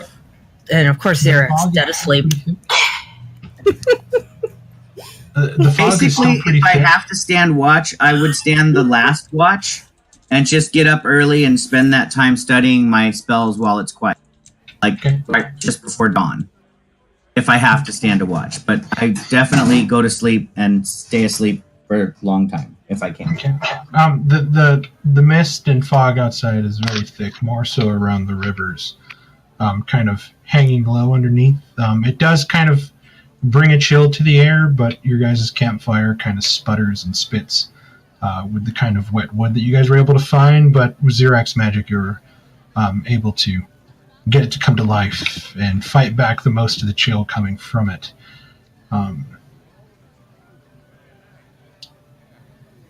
First part of the night goes off without a hitch. Lamorn shakes you awake, Elise, for your next watch, as you sort of body is kind of aching, just from the chill and just being tired. Go ahead and give me a perception check. All right.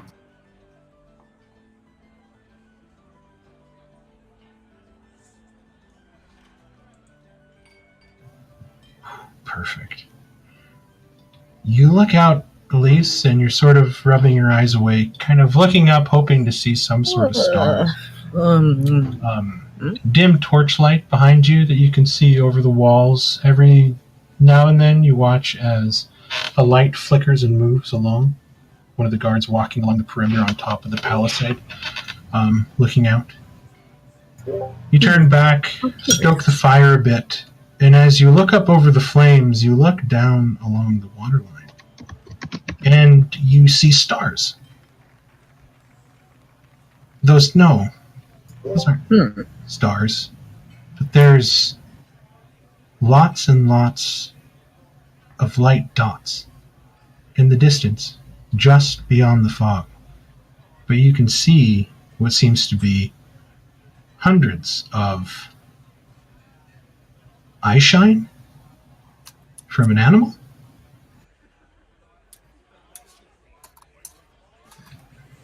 You sort of sit there still in breath, and you're looking, not wanting to blink.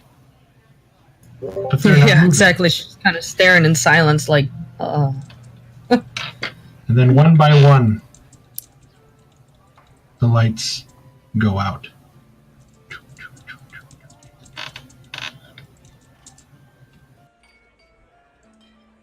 And then there's nothing there.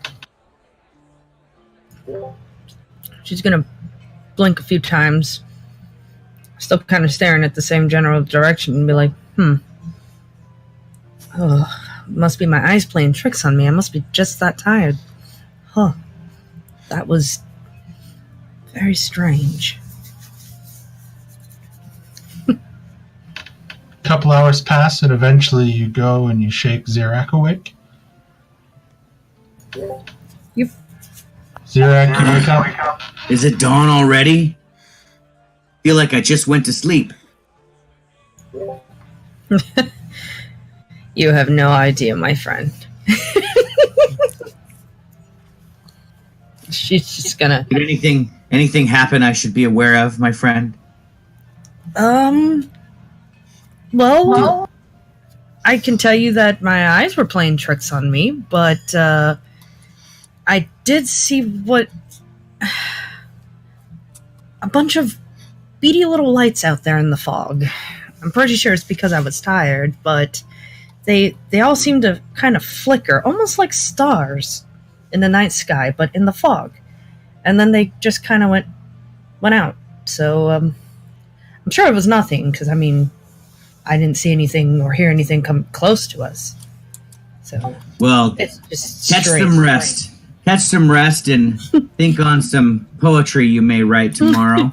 I have four eyes to keep watch, and Moonlight's are keener than mine at night. So if there was anything out there, I'll send Moonlight to circle the camp and see if there's any threat. But rest easy, my friend. I'll have breakfast ready when you wake. Blanket. Professor, dawn has come and you wake up. Stiff. Every joint in your body aches. Your muscles are tight.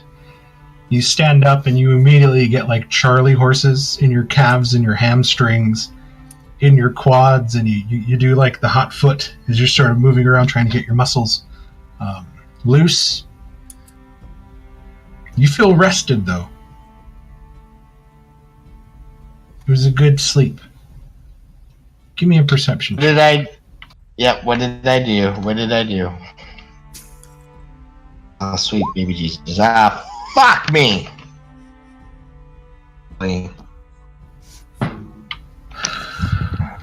You stop, you close your eyes, and you think, what am I forgetting?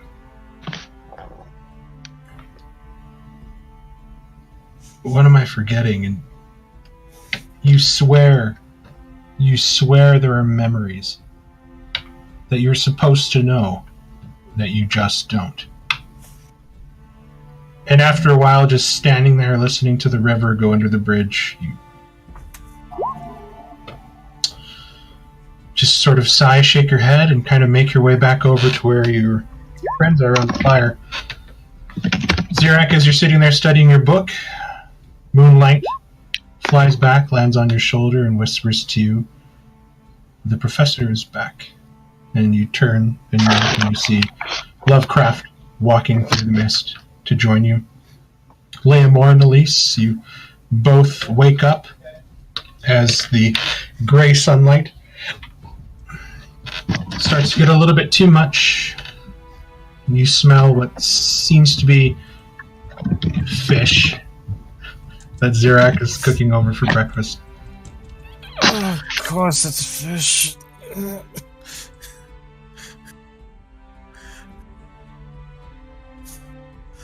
I'll sit up and try to shake the grogginess off and look around. Anything eventful happen?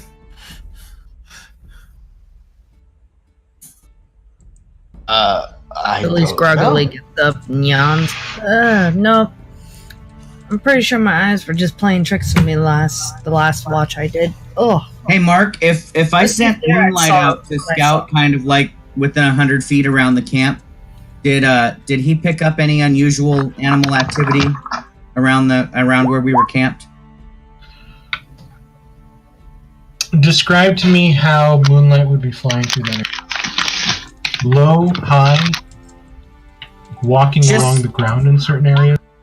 No, he would stay off the ground and fly under the branches of the trees if they're at least 5 or 6 feet above the ground. So I would say that he would stay between 5 and 10 feet off the ground. Flying. I think 5 to 10 feet is perfect. Okay. And he has advantage on perception checks with sight?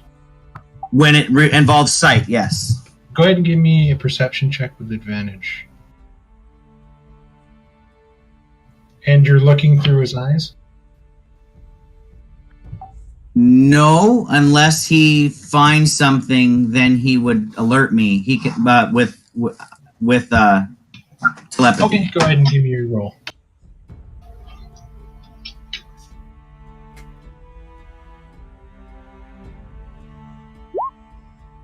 Okay. In the general direction of where Elise kind of pointed last night, where she wasn't sure exactly what she saw, you notice that it's close to the river along the shoreline. As Moonlight's making his way there, he does alert you that he sees something strange in the mud along the banks.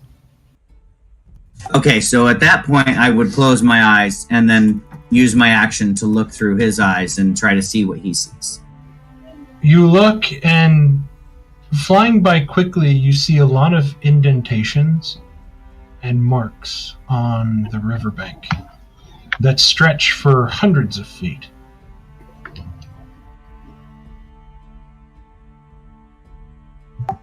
That's kind of creepy. Like there was something surrounding our camp overnight. So yeah, I mean, as long as there's nothing approaching our camp as dawn comes, I'll keep that to myself and let people sleep. I'll let them wake up on their own.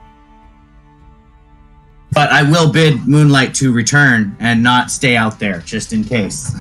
Okay. And sorry, my niece came down to say goodbye. Did you say that you were going to go look at it?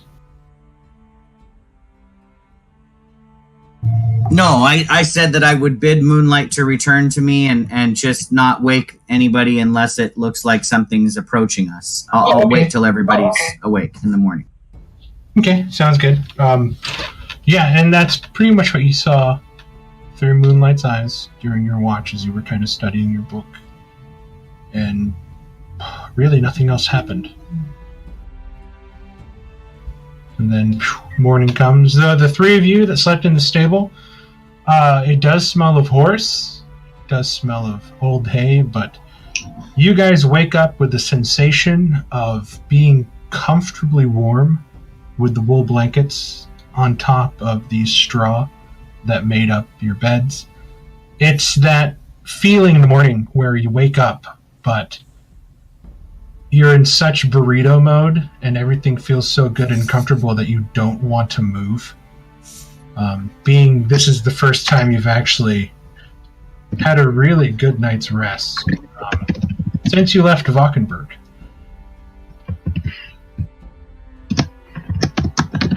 Yeah, I'm just going to enjoy this for a moment. Ah, yeah. Like, the blanket is the perfect temperature.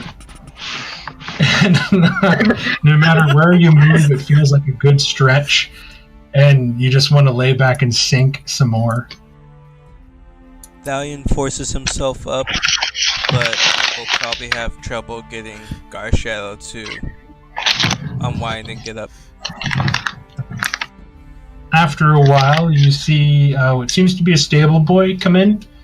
And he's carrying a tray, and he's like, you can see that his body is like taut and full of tension, that he doesn't want to spill anything. He's sort of moving really slowly, taking measured steps. He reaches you three, and he proffers you what seems to be 3 bowls of steaming hot oats, and on top of it seems to be garnishes of dried fruits and nuts. As he brings that, do you think you can bring like a large chunk of meat or some sort? I'll have to ask the mum. It might cost a bit, though. Be right back, and then he runs off with the tray, kind of letting you guys eat your oats. As the 4 of you outside the walls are back together and just kind of sitting on logs, waking up, praying for coffee that isn't there. I wake up Elise and say, well, my friend, it appears that your eyes were not playing tricks on you. Something did indeed surround our camp last night, but it didn't seem to move any closer than what it was you saw. If we would like, we could walk over to where I saw the prints in the ground and take a closer look. Maybe we might be able to discern what it was. If you think it would be wise, then yeah, I think so. I mean, it looked like there were many of them, so maybe it was I'm just thinking that it was I'm thinking probably animals. Yeah, animals, like some, maybe coyotes, maybe raccoons, something like that. But I am a outlander, so I might be able to recognize the tracks that they left. So yeah, I would like to walk over, Mark, to where Moonlight saw the tracks in the mud and see if I can't identify them. I will definitely follow, because Elise is curious to see if they were big tracks like the things that the guards were just talking about when she was roaming around. So she is curious to see that too. You guys walk your way through the mist, closer to the riverbank, and as you sort of drop down a 3-foot drop of stones and gravel and make it to the mud, you see the oddest fucking thing you've ever seen in your life. Up and down the banks, as far as you can see through the mist, to your left and to your right, what seems to be hundreds and hundreds and hundreds of children's handprints?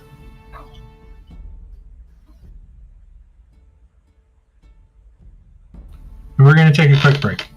Nice. Thank you, Mark. Okay. Yep, I gotta pee too. The river. Elise is not creeped out, not one bit. She's just like, what? Zerak? These don't look like no animals. That's what she's like saying right now. She's like, these don't look like animal prints. They certainly do not. God dang it, I'm still back at the camp, so I don't see any of this crap. You're still waking up. I should be right back too.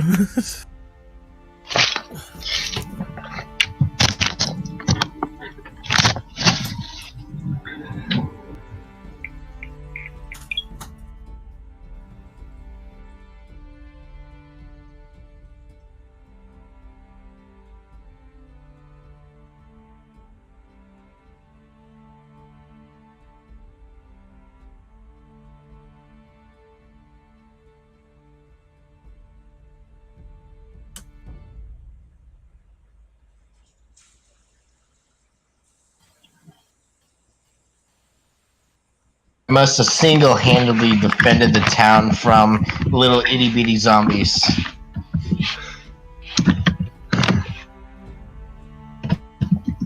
I don't know about you, but them baby zombies are freaking annoying AF, especially the Minecraft ones, and they're fast as hell.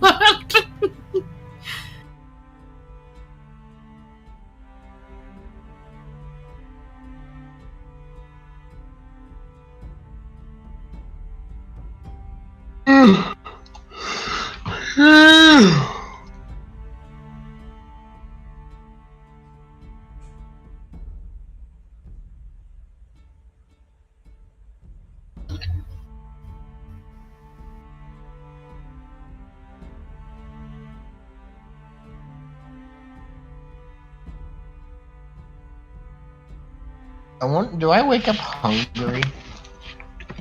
You do. You wake up hungry. You wake up cold,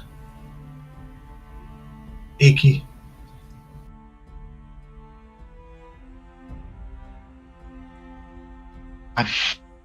Damn, that 9. I think I'd be more concerned if you woke up not hungry, as if you had fed during the night. That's why I asked, did I wake up hungry? And he said yes. I'm like, oh, okay, I didn't eat any, I didn't, but something must have happened.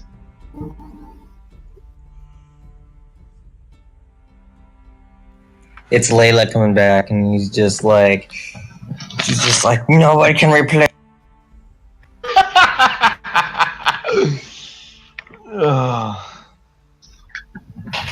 It's just Layla standing over his body. Soon.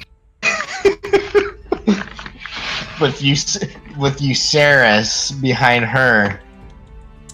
We got Layla and Euceris in one corner of the ring, and we got Lovecraft and his patron in the other ring, and we're soon gonna have an all-out god fight between my two characters. Euceris doesn't want anything to do with your crazy ass. He couldn't handle me.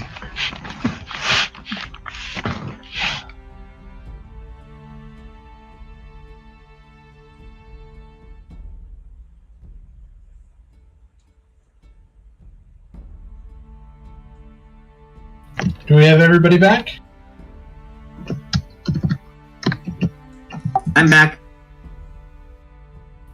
Drummond's back. Lovecraft's back. Dalian's here. Elise? Valeria's is typing. Leamore?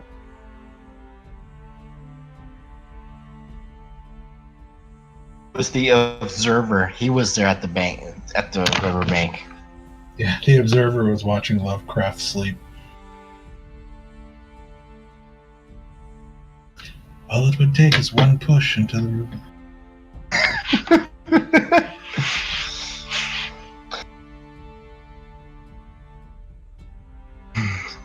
Yeah. I would grab it and snuggle with it and go back to sleep. So Xeric, as you bend down and you sort of look at these handprints, they look like handprints. They're small. Maybe a child size, but the fingers are thin. Malnourishment? It's strange.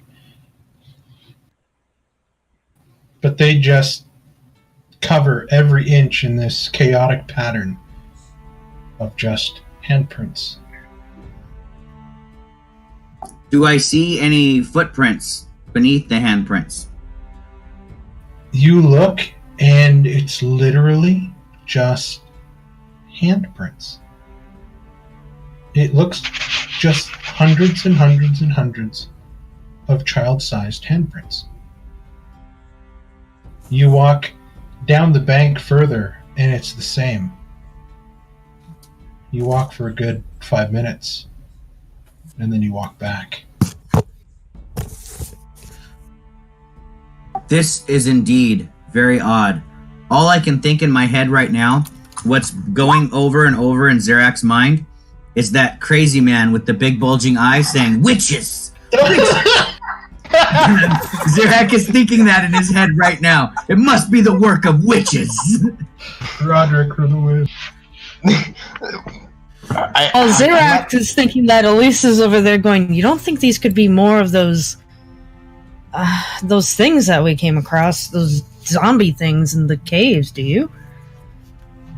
It doesn't seem similar, but I wouldn't rule it out yet. However, she kind of holds her hand, like, does one of those things where you hold your hand over the same print, and she's like, yeah, these are really small. Very small, like childlike. There doesn't seem to be any kind of pattern. They're just haphazardly spread all up and down this riverbank.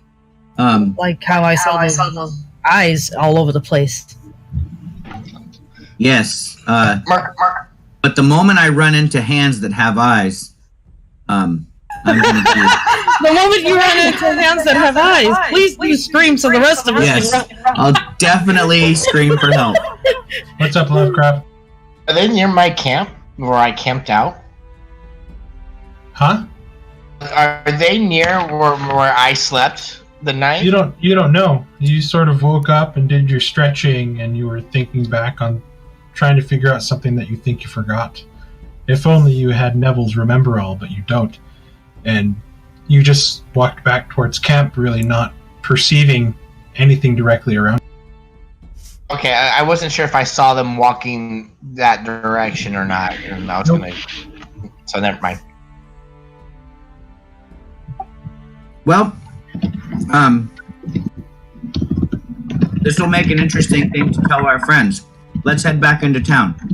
Have some breakfast. You guys begin to break down camp after your meager breakfast rations of perhaps fish and more berries and nuts that you guys...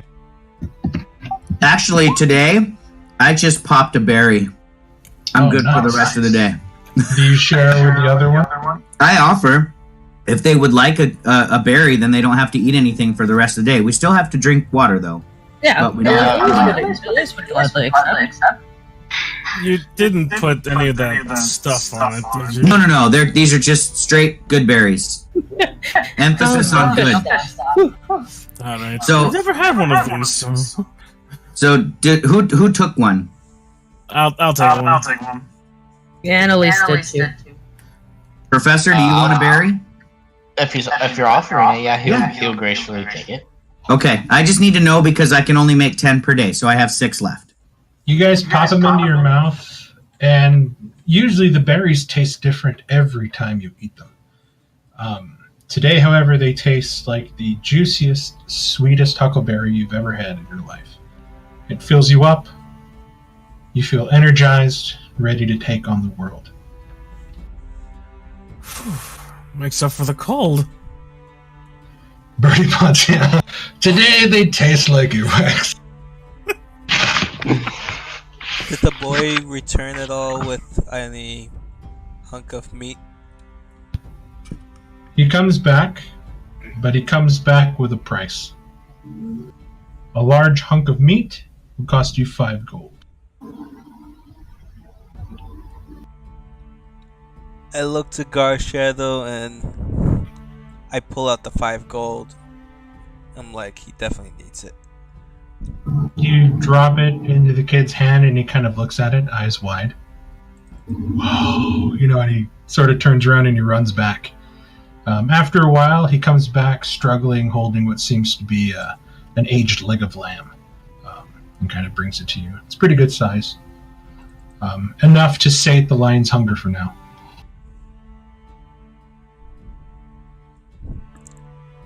I'm sure people just hear Garshadow just devouring this hunk of meat.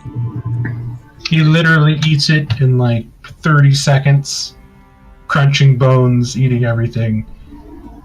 He's happy. After a while, you are joined by somewhat haggard-looking companions that come back into the stables. As you guys are still there, sort of eating your oats, Garshadow chewing on a haunch of lamb. It's nice and warm inside. You guys feel the cold tension leaving your joints and your muscles as you make your way in, and you guys kind of have a chance to set up what you want to do for the day.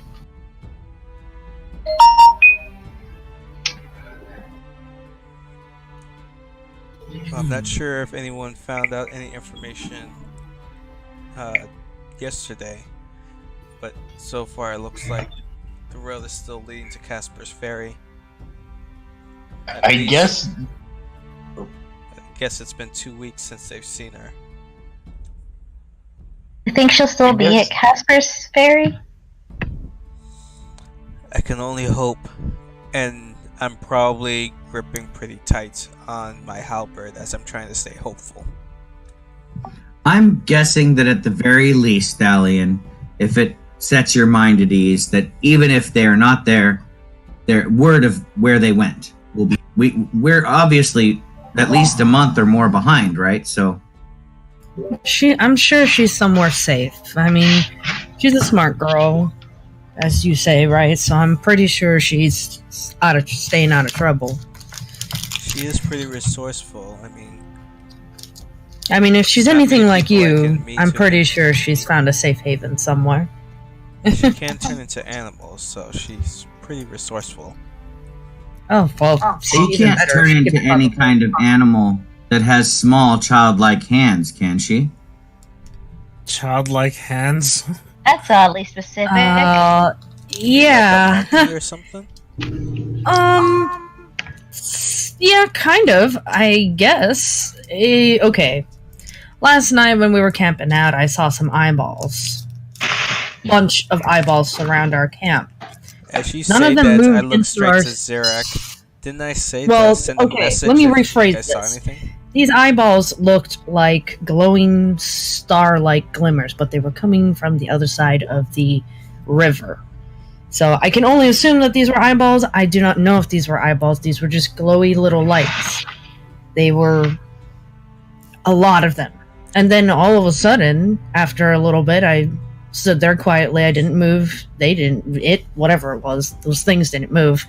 And the lights just went dark. And then me and Zerak woke up this morning, and he said Moonlight had saw a bunch of footprints or a bunch of prints into the sand. So we went across the river and we checked it out, and these look like little people hands, children hands, to be more specific. So that's were these lights similar to the ones when we were in that other town when we went through the woods following the lights? I don't believe they were fairy lights. I don't. These look, like I said, they looked more like animal eyes. It looked like eyes glinting off the moon or starlight from above. But the prints, there were hundreds of them all up and down the riverbank, and even on the ground there were handprints, and on the wall or the bank there was handprints, almost as if something had small childlike hands for both hands and feet. Yeah, just everywhere. Whatever it was, it didn't come near our camp. I swear it's witches. I didn't. Oh, come on. If it was witches, don't you think they would have attacked us? Witches aren't afraid of people like us. Maybe. They might have just been observing us. We did look like we were all asleep after all, sleeping campers. Perfect really prey seen for many witches. Witches out here, but ghosts maybe. Why didn't you wake me up? You don't think? Well, we weren't in any danger. Those like zombie things? No. Yeah, those things didn't come anywhere near us. I was Not thinking all maybe they were more ghosts like are the cool things. aggressive. Hmm. Sometimes they just need to be put to rest, which we saw when we were in the Vesner house. Well, remember the two children that Valeria put to rest? Yeah, but those children didn't leave fingerprints like these. Like, these were solid handprints into the ground. Do you think ghosts do that? Yeah, as far as I know, most incorporeal beings do not leave their footprints or handprints on the walls. Yeah, same. I've never heard of any stories of them leaving actual imprints in ground. And remember, we were Valeria, inside are a there building. stories of missing children? I just know that there's been a lot of people, but there could be things about missing children. I mean, you never know. As you were saying, witches. Maybe. Well, the guards did warn against us. Remember, they did say that people have been going missing along the road. Well, then maybe Dromond is right that we should follow these prints as a group, and see if they lead anywhere. Maybe we can find the people that have gone missing, or at least their remains. Took them exactly. Stallion, you asked if we had heard about any other information while we were out and about, right? Yes. I did hear a group of the guards, a couple guards talking amongst each other about reports of people getting ripped apart by creatures that stood on their hind legs and looked very, I think it was wolf-like or rat-like. They were big enough to where it looked like some kind of animal monster apparently is going around ripping people up and killing them. Maybe that's why people keep going missing? Before I left the Barrowlands, my friend Zanzura had brought up a rumor about he overheard a rumor about a large wolf. One that I kind of mentioned to Layla, and I kind of looked down briefly as I mentioned her name. I wonder if it is that same wolf that I heard that rumor about.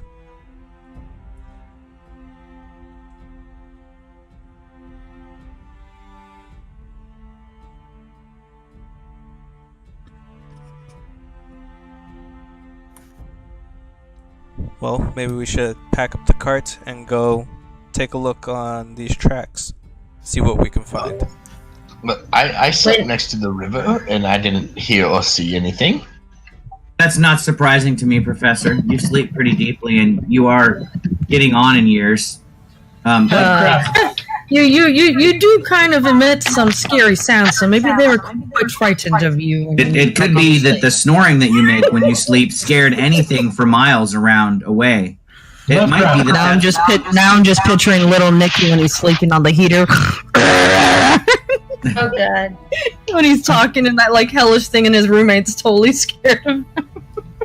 Again, Lovecraft, they called you Professor. And Professor. What? Professor? What do you mean by professor? What's the matter with you, man? Did you wake up on the wrong side of the ground today? You introduced yourself to us as a professor of linguistics. Did I don't remember. Oh no! Are you going through that that one thing that happens to old humans? I think it's called dementia. Forget? Yeah. It seems a little early onset, but then again, we don't know exactly how old you are, Professor. Perhaps you are suffering from dementia. What's your last name? Do you not remember who you are? Do I know my last name? You know your name is Xenophilius Lovecraft.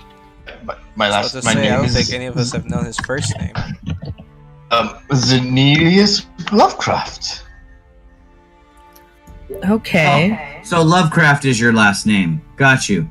So we could call you, like, Zeni for short, then? You honestly don't remember you telling us that you were a professor at all? Oh. Huh. I'm gonna So, look. Xerac, Over. does this dementia thing only work with specific memories, or would it just be random? Can I look over Lovecraft, see if maybe hit his head or something, or he slept wrong and Go ahead and give me a medicine check.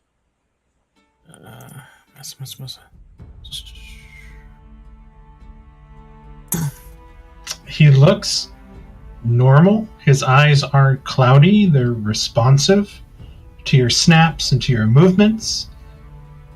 He seems like he's in his in control of his mental state. Don't seem to be looking ill. Do you remember anything that happened last night? Did he drink anything? You don't think that this could be that price you guys were talking about him having to pay for coming back to life? Maybe? I mean, just a guess, since I know you guys had mentioned there, when you bring someone back, there's a price one must pay, from the dead. Did I have a quiet night, Mark? You had a great night. I mean, other than the fact that you woke up achy and cold, you feel pretty refreshed. You slept good despite sleeping on a riverbank under a bridge.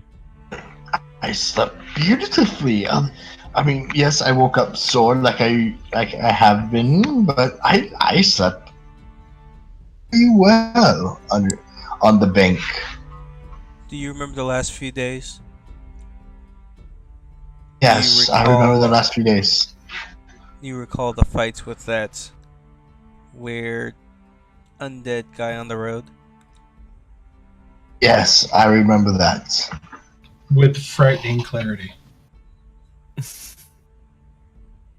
Well, it doesn't seem like he suffered any trauma, and everything seems fine. Maybe it's just a simple memory lapse. Maybe we should just keep an eye on him and see if he forgets Or anything it could else. be that price being paid now thing. I assure you, I am fine.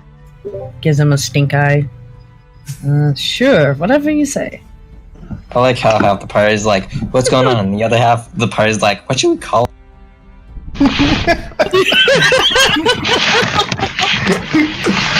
You can call me This is not a lost Lovecraft. pet here.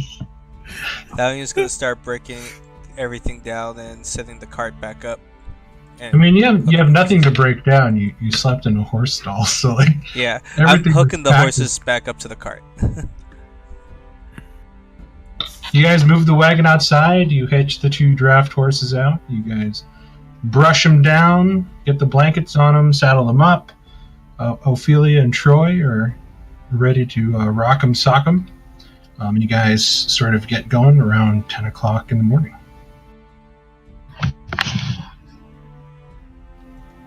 Where would you guys like to go?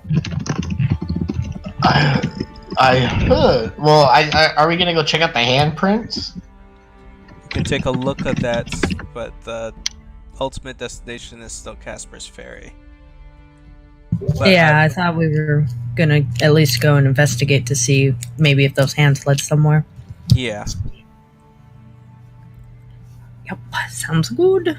Okay, you guys find yourselves back to where you set up camp. The ring of your campfire is still there. The fire long since cold and put out like responsible campers. You guys park the horses, hitch them to the wagons, and then you guys begin to move along the riverbank. And you guys find that some of the handprints have been worn away as the water has sort of rose on the river a little bit, but it's still pretty evident. And you walk down and you find that about from here up to the point and down past the bridge, there are these hundreds and thousands of small, childlike handprints that sort of taper off and end. They don't go further south. They sort of end there from the water up to the bank. So I slipped underneath the bridge, right? So, or and then when you finally make your way back there, now that you're actually looking for something, you notice that around you, in a ring, where you slept, these handprints encircled you. And you can see your footprints over the handprints leaving in the morning. So whoever has just completely ignored me. Maybe, or stood around you. Yeah, like what? But you had no idea, because your passive perception when you're sleeping is like 6. Is it? My passive is a 12. -5, because you have disadvantage when you're sleeping. I honestly did not know that. Yep. Actually, Mark, while you're incapacitated, you can't. You. Well, because there's the chance that something could wake you up while you're sleeping. Okay, I agree with They that. definitely did not roll. I like that. And you guys see the area of the moved around dirt underneath the bridge that was dry, where the professor did sleep. So let's see. You have the area where he slept, and then sort of around him in a ring are these handprints, but the fingers facing towards him all the way around in waves that go back and back and back, as if they were watching, perhaps, this person sleeping. Well, I don't know about you folks. I am certainly freaked out right now. I tried to remember something last night. What? I was trying to see if I said could. you went to sleep. I know, but you gave me a perception check earlier, but never mind. In the morning. The perception check was to see what you could see around you, but you were busy with the fog Oh, in your okay, mind. never mind. Hey, Mark, with the traveling around with Electron before I left, would I remember anything like this from any stories or anything like that? You've heard of childlike ghosts. You've heard a lot of stories from Electrona to be wary of standing pools of water. Those are the areas where these childlike ghosts form, and they usually wickedly drown people in such places. But you've never heard her make mention of any sort of ghosts leaving handprints like that. Especially in that number. I'm starting to think that the professor is not actually responsible for his memory loss, but whatever was circling him. Professor, why did you camp so far away from the others? I felt more comfortable near the water. Why would you? Not a.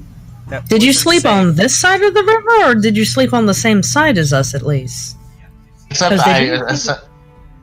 I'm sleeping. I slept on the same side. Where? Okay, yeah, because they didn't seem to have crossed the river from what I could tell. They stayed on this side, so he would have had to be on this side. You guys haven't crossed the river at all. You guys have stayed on this inner bank close to Hackford. You guys haven't made it to the delta on the other side of the bridge or the other side of the river close to this so they were on the same side. All the prints that you've seen so far are just on your side of the river from what you've investigated so far and what you've described to me you've investigated. Maybe you're right, Thalion. Maybe those things stole his memories.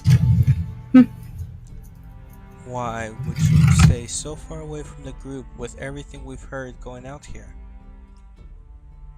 Again, I felt more comfortable near the water. It's not safe. Stay with the others next time. It's never safe anywhere, Master Drummond. I mean, Master Thalion. He is losing his mind! Go on!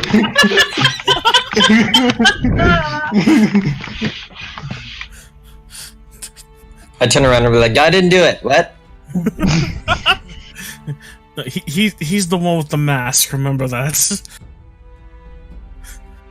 Yeah, this one's Thalion, not Droman. And I'm Elise. That's Valeria. This is Lemon. Leomorn, I mean. You are Lovecraft. I know. And that's Xerac. You guys walk back to the wagon, sort of thinking back on what exactly this could mean. I mean, it's still like, why? Did it look like it started with me and then went its way around, or did it just? It just looks like a bunch of handprints in the middle. It looks like a bunch of handprints surrounding you. If there were footprints, it would look like they were standing around you, looking down at you while you slept. Well, like at the end of it. Am I like no? The start of this? You were in the middle of it, almost. Okay. Like it went further down past the bridge when you guys continued walking before it tapered off and stopped, and then from here all the way up along the riverbank. You guys saw, almost encapsulating the Hackford area along the riverbank, were just these handprints. I have a feeling that Hackford might be in trouble. And that if we leave... Why would you say that? It's just a gut feeling, my dear. When my curiosity, whatever it is, it left me alone. We don't know. Are we sure about that? I mean, you kind of don't remember things about yourself. I mean, it left us alone for sure, because they seem to have vanished as soon as I went to wake Xerac. So they left us alone. We don't know about you. You were dead asleep. I will go warn the guards at the gate, since they do have a whole group stationed at the tavern of vigil warriors. Okay, and after a while, you come back, and what do you guys do?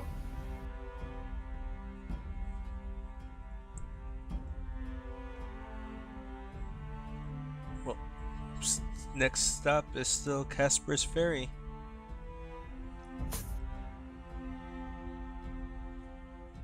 Okay, so you guys... I'm okay with proceeding to the ferry. Okay. You guys saddle up, get the wagons going, and you guys begin to move towards the bridge. As you guys get close to the bridge, you see that there is a small regiment of the soldiers stationed within, probably about 100. Begin to come out, and then you watch as they begin to sort of walk around the riverbank themselves and sort of investigate this as you guys cross the bridge over towards the Lake Delta area. Begin to move up towards Leadtown. As we're passing, going over, I try to look out or see if the handprints are on this side of the.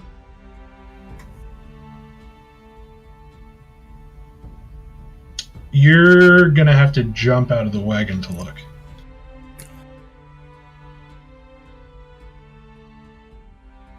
And give me a perception check as you look down. Okay, I am very curious about this. It's got me intrigued, so I will jump out the wagon. Do you say anything to me while I'm driving the wagon? Or do you Sure, just you're jump not. Are you like going 30 miles an hour? out? No. Going at a steady pace. I'm just curious if you actually say anything or if you just leap out. I just leapt, so outside riding the horses. You look down around the riverbank here. Under the bridge. You can't see anything. You skirt around the bridge, slide down the bank, and look around. On this side, there are no handprints. Okay, I climb back up and start walking down the road, and I say that it's only on that one side of the, not over here.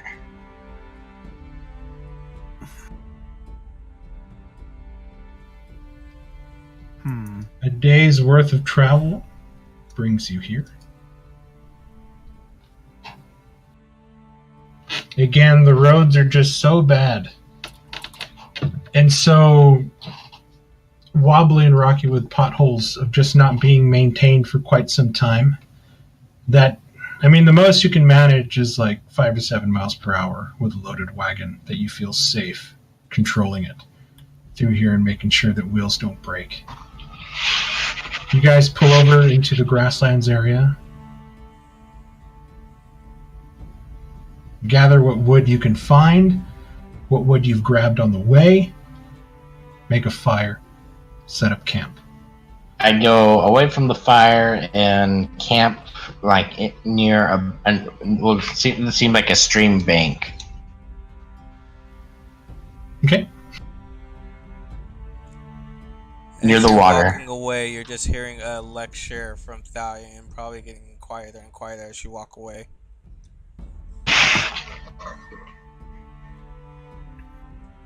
Oh, I lost my sheet.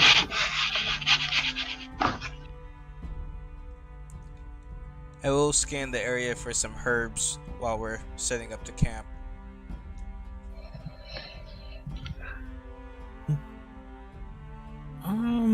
Okay, go ahead and give me a survival check. Okay. With the 17, the most you manage to find around here is a lot of bulrush, cattails, stuff like that. Not a lot of it is really useful in herbalism.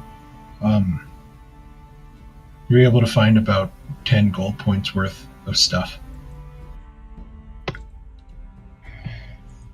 I'd like to show Xeric that little blue liquid that I found. You know, lying on the street.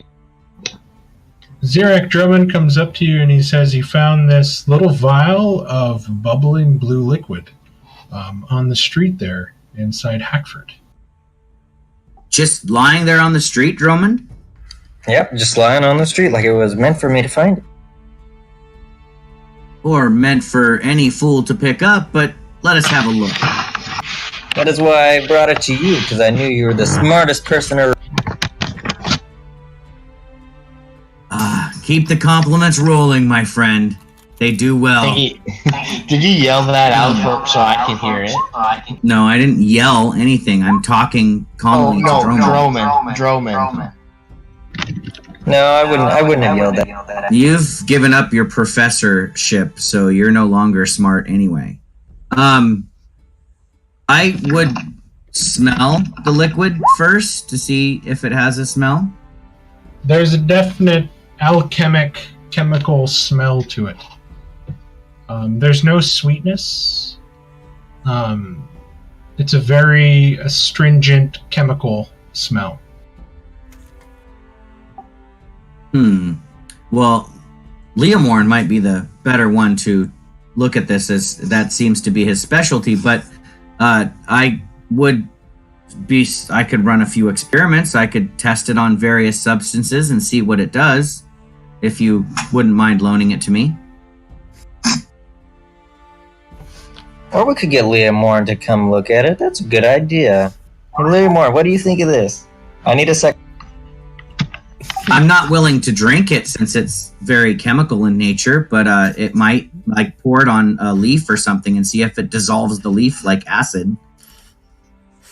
I was just gonna say that I was gonna get the alchemical supplies from the cart, drag it over by the fireplace, and probably get a little setup going.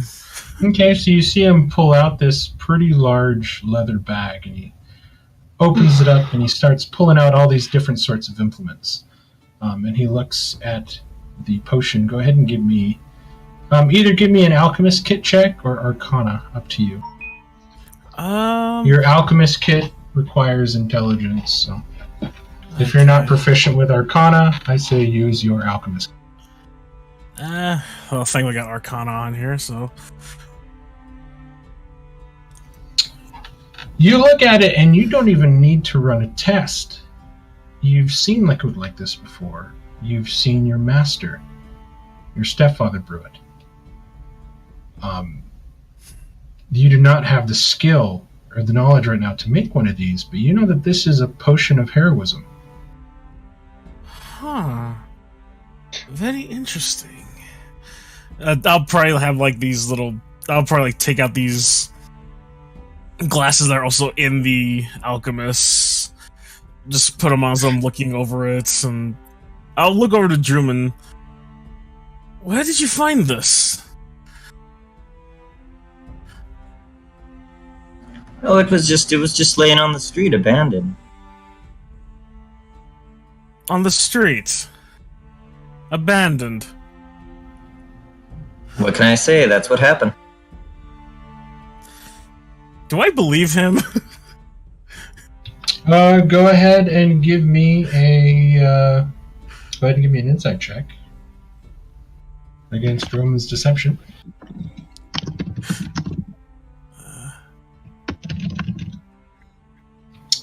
You think he's holding back some information? I'll look over at the potion, look over at him.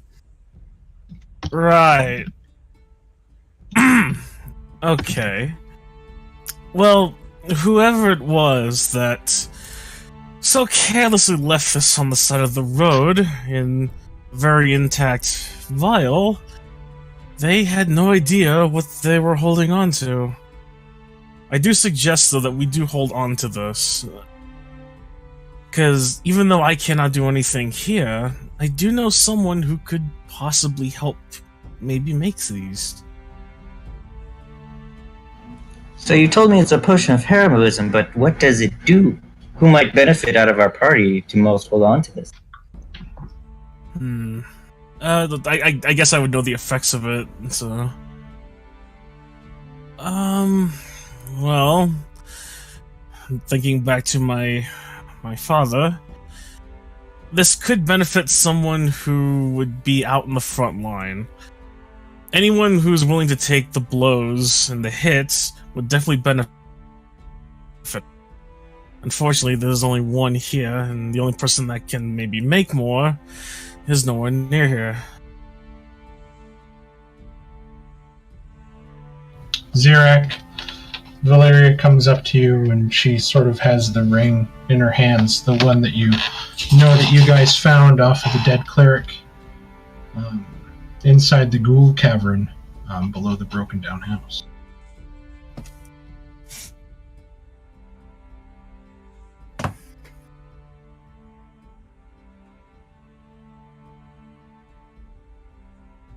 Okay, I can use my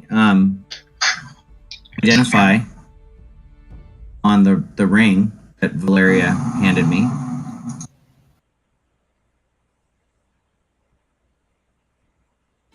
I will use it as a ritual, pulling the pearl out of my pouch. You cast the ritual, and you have something in your handouts.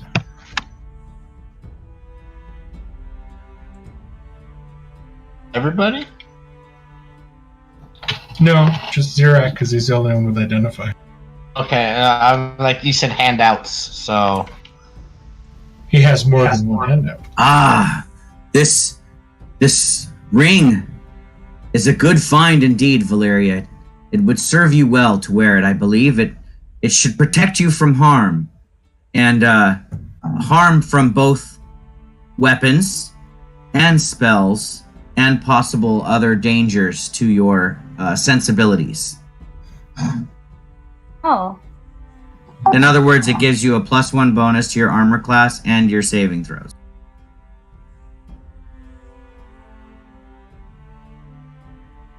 Valeria, if you look in your handouts, you will have a ring of protection.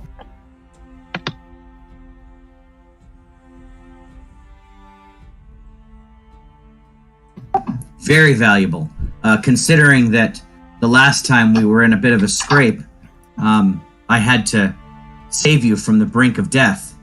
I hope this ring can do the same. I know, I get doubted a lot, don't I? More than I would like, my friend. More than I would like.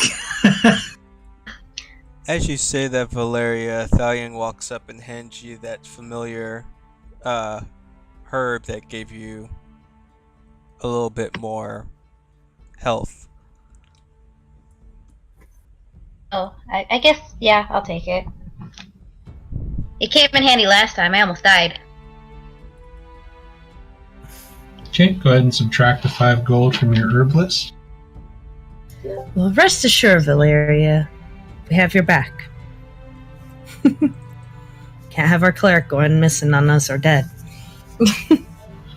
It's about this time that you guys hear a voice call out to you in the nighttime.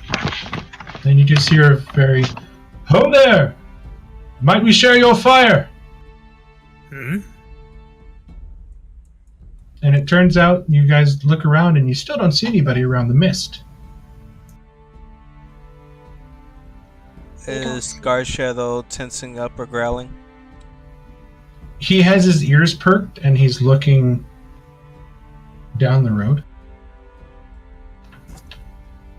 "We're gonna walk up slowly. We mean no harm." And you watch as 2 individuals wearing black oiled leather cloaks and what seems to be leather armor walk up the road towards you guys. The tallest one pulls his hood back and you see what seems to be sandy brown hair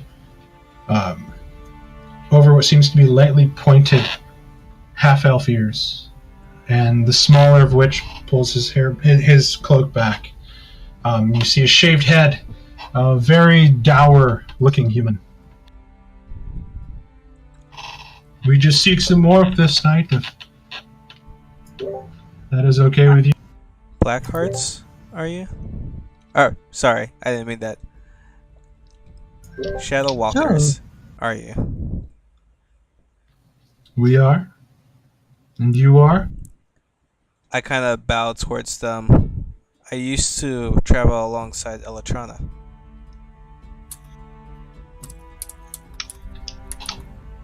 "You're still standing, so that's something." And the other one kind of like, the human just kind of like, kind of like does this weird like laugh. And the half-elf just kind of gives you a wide smile. "Might we approach?" Of course. "Our thanks." The human sort of bows his head, and they come up towards the fire and kind of warm themselves up a bit. And you see that they are both very weathered individuals. Skin toughened just by time and the elements. The human doesn't say much, but the half-elf seems to be doing all the talking for you. "What brings you all this far north? With the wagon, not many people traveling the roads now, since everything's been happening." I returned after hearing word that a friend of mine that was part of the vigil turned out missing, and now you may have heard of a red-headed druid named Sibylla has also gone missing. I know her very well. And he kind of smiles. Really well. What do you mean by really well? She's a good friend. How do you know her? I've known her since she was a child. We were very close. Though, I can't lie, she may be angry at me for leaving. Ah, you're the one, he says. And he does a very dry chuckle, kind of to himself. And then the human just kind of looks, they both look at each other, and the human just kind of shakes his head with a wry smile. But, levity aside, we too have been looking for her as well. There's a situation where her healing may come in handy, but the last news I've heard is she was last seen in Apple Willow. Oh, that's a little better news than what I last heard. The last I heard was Casper's Ferry. You didn't let me finish. Apple Willow is one of the towns that have been taken.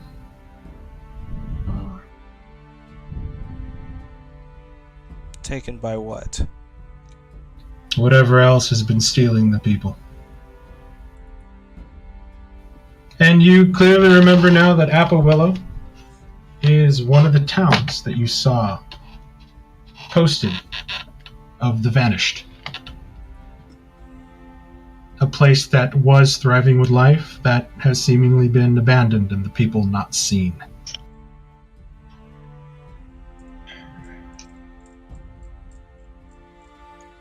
I'm sorry to be the one that brings you this news.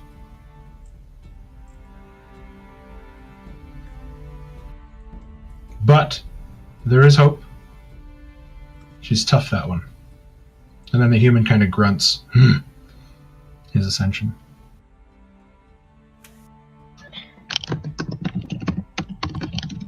Well, now at least I know where I'm heading. I will find her. I will not leave her out there.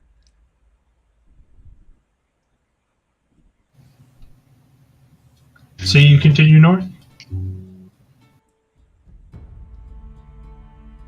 Is he asking, or? He's asking. Yes, it appears my journey will then go to Apple Willow. Oh, Valeria, he looks to you and there's a sickness running rampant along the north side of the lake in the confluence in the woods. Most of the towns there that have not vanished, suffering from this plague-like rot. It's a strange disease. It attacks the eyes. It causes death within a couple days.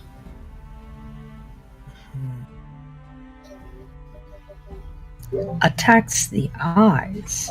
Interesting. They melt.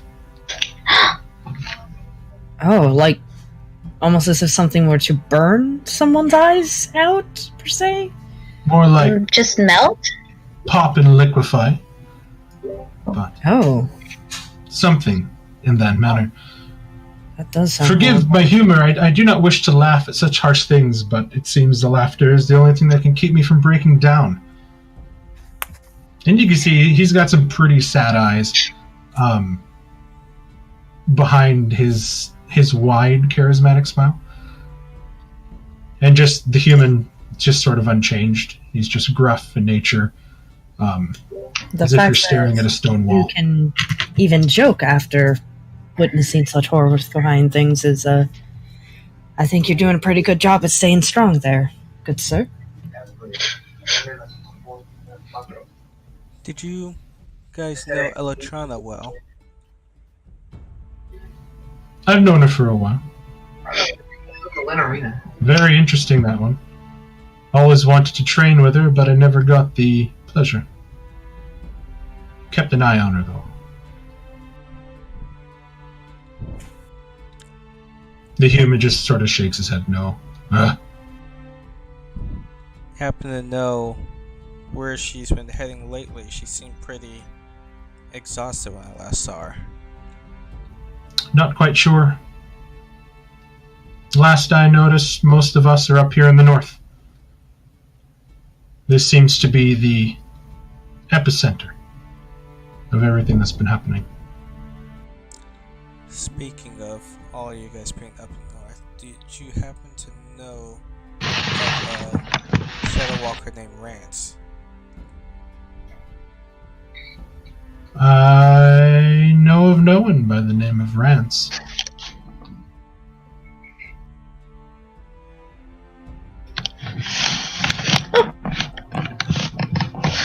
We happened to come across someone on the road dressed with the same tattoo and everything, but he had been turned to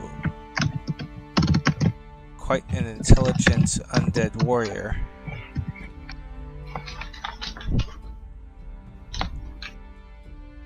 Still, and you see the two sort of nod their head solemnly. The worst kind of death. My journeys with Elytrana, I only came across some of the basics. I haven't seen any that were that intelligent in casting magic. What you speak of is a revenant, and if it casted magic, it's a strong one. I would caution you all to watch your back if you slew such a creature. Revenants do not like to be blocked from the vengeance of whoever they hunted before.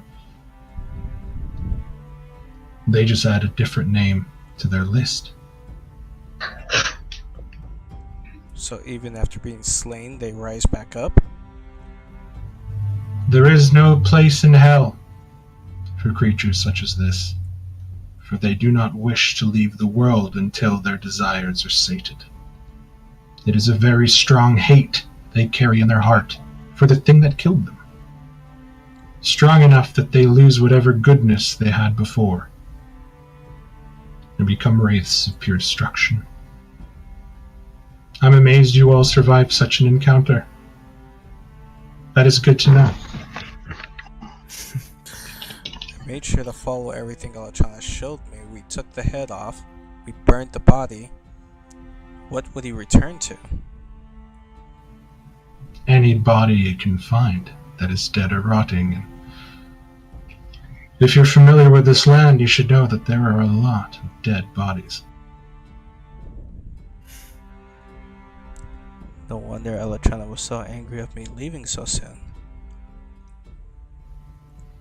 Of her anger, I do not know, so I cannot speak. Thank you for letting us warm ourselves at your fire. But we should be going now.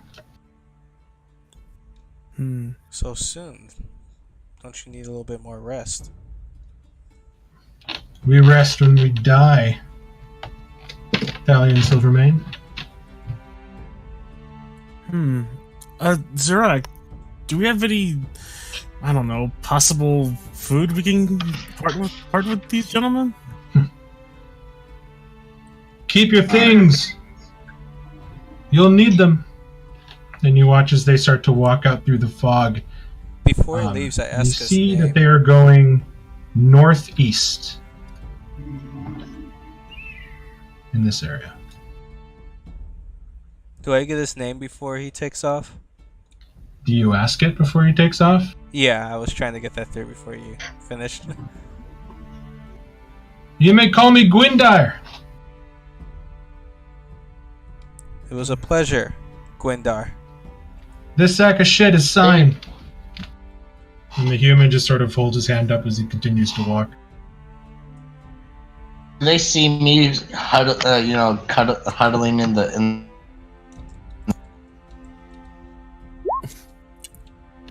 You can imagine that they probably don't pay much attention to you, kind of huddled in your hermit camp. I don't know what to call it. Your best rendition of Gollum.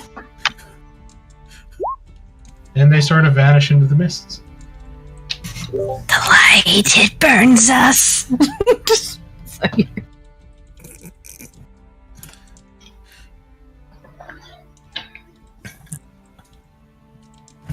You guys go through the rest of the night with a somewhat tension as you sort of watch Thalion kind of rub his hands together and worry hearing that news.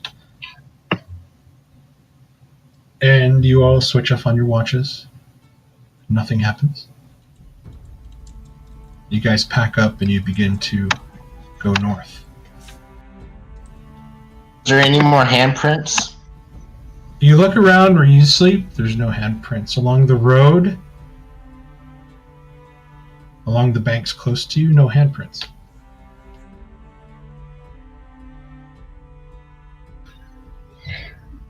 Two days ride. Everybody Hackford's going. 2 days ride, you guys make it up towards Skelton. You see the offshoot road that takes you to the left. You look down as it sort of slopes down towards the river valley further down, and you see a small town that seemingly nothing's there, nothing's moving.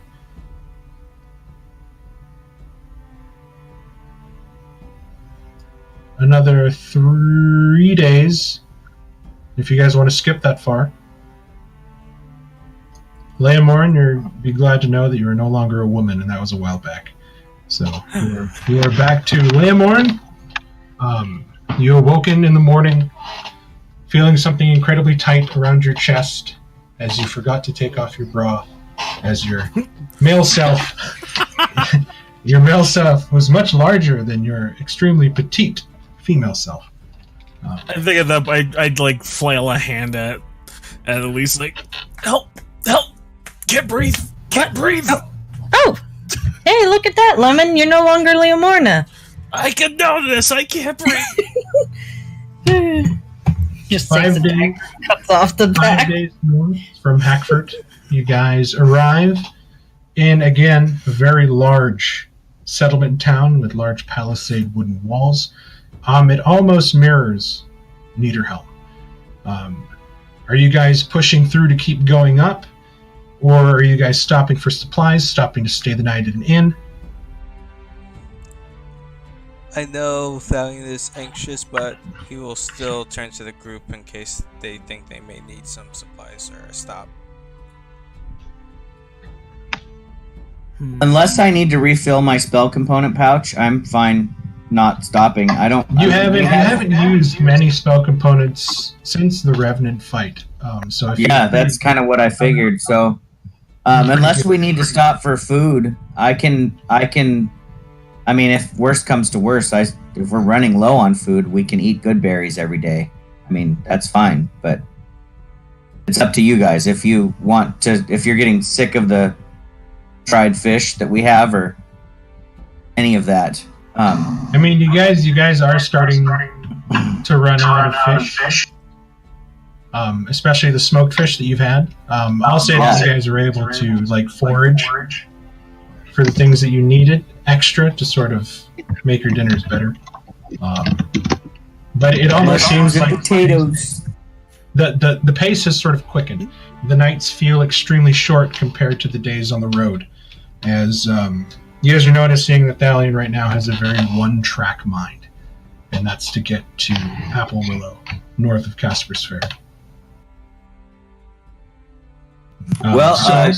You were all gracious enough to have a one-track mind when I needed to get where I needed to go, so I'm willing to support Thalion in his one-track mindedness. Yeah, I don't see why we can't keep going on. Unless any one of you guys think otherwise. With that, Thalion pushes on through on the cart then. Okay, so you guys ride through Niederhelm. Yes. Day out. 2 days out. 3 days out. Zirak. Let's see. Thalion, you see as Garshadow, perks up and looks to the east. Zirak, you watch as the same thing happens with Moonlight on your shoulder.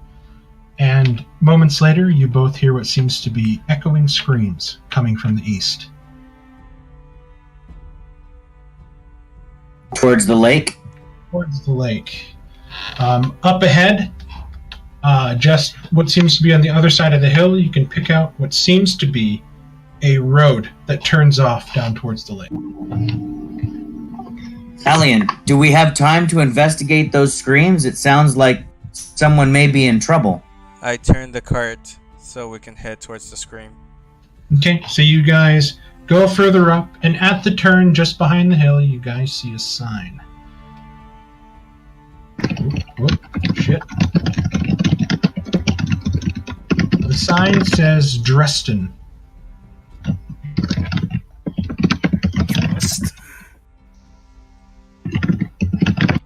Why does that name You- sound familiar? You curl down, and it starts to go down almost like a hill, heading down towards, and deep down you see what seems to be a town. In the distance right now, you can see what seems to be a large square surrounded by a bunch of buildings, and what seems to be a lot of movement within this large square. And the closer you get, the closer that these screams and just the screams are getting louder and louder and louder. Both men, and then the closer you get, you hear what seems to be the gnashing of teeth and what seems to be low moans and growls, causing this huge echoing confluence of noise. This is what you see. Oh, hold on. I was gonna say, is like as we got closer, I'll place my hand on my chest to cast Mage Armor. Okay, sounds good. Oh, shit.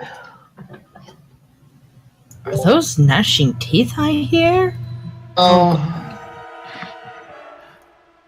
Yeah.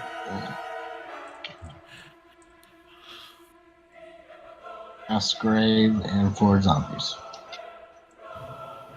You guys look and you see what seems to be a large mound of undulating, moving bodies that seem to be stuck together, standing in front of a church. You see the church being surrounded by what seems to be other moving bodies. Directly in front of the church is one lone warrior that is seemingly trying to hold back this large mound. And I mean large. This is a huge, or gargantuan, actually, a gargantuan-sized mound of dead bodies that seems to be sort of moving in this weird water-like wave as hands are reaching in and out, trying to grasp it in, and you notice that all the screams are echoing from inside this church. And that's where we're going to leave off tonight.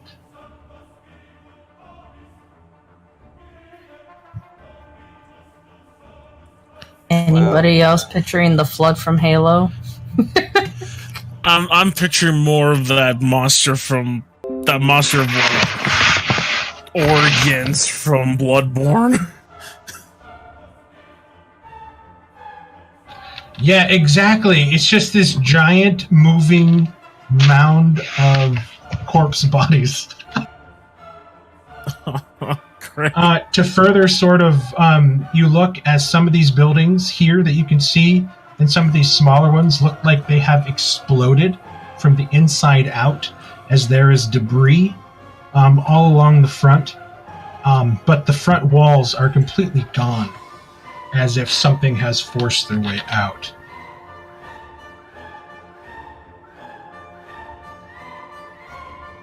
Yeah, World War Z. The book is excellent if you guys haven't read it. I've been meaning to get Oh, that. definitely have to read it. But yeah, this is where we're going to pick off next time. This is actually a really good leaving off spot. So, Awesome. Good set. There was a lot of great roleplay in this session. I had fun. I figure we've had a lot of combat heavy sessions lately in both groups. So I wanted at least one good role play session before we before we jump back into the shit. Oh, boy.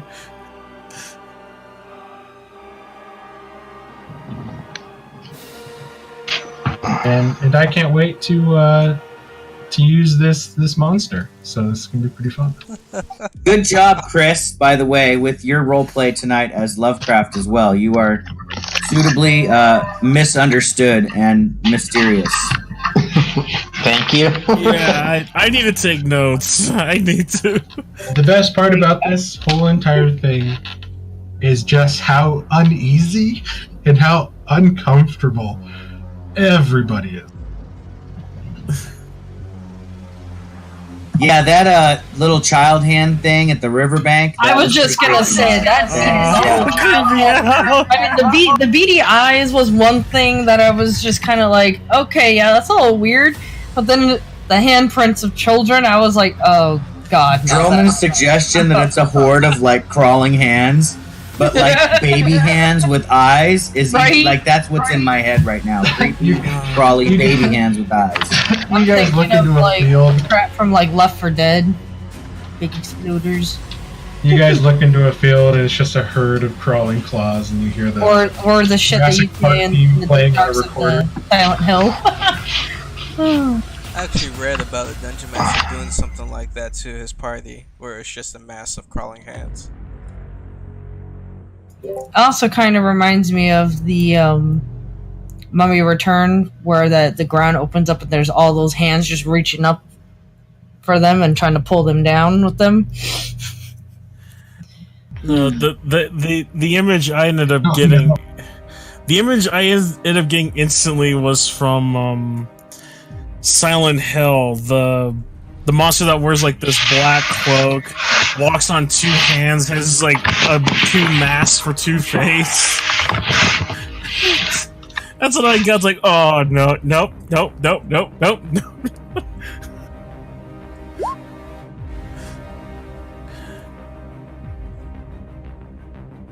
All right, well, good night, everybody. Night, everybody. Thank you guys so much, and I'll see you guys. I'll see some of you Tuesday. I'll see some of you Saturday, and that should draw Act 1 to a close.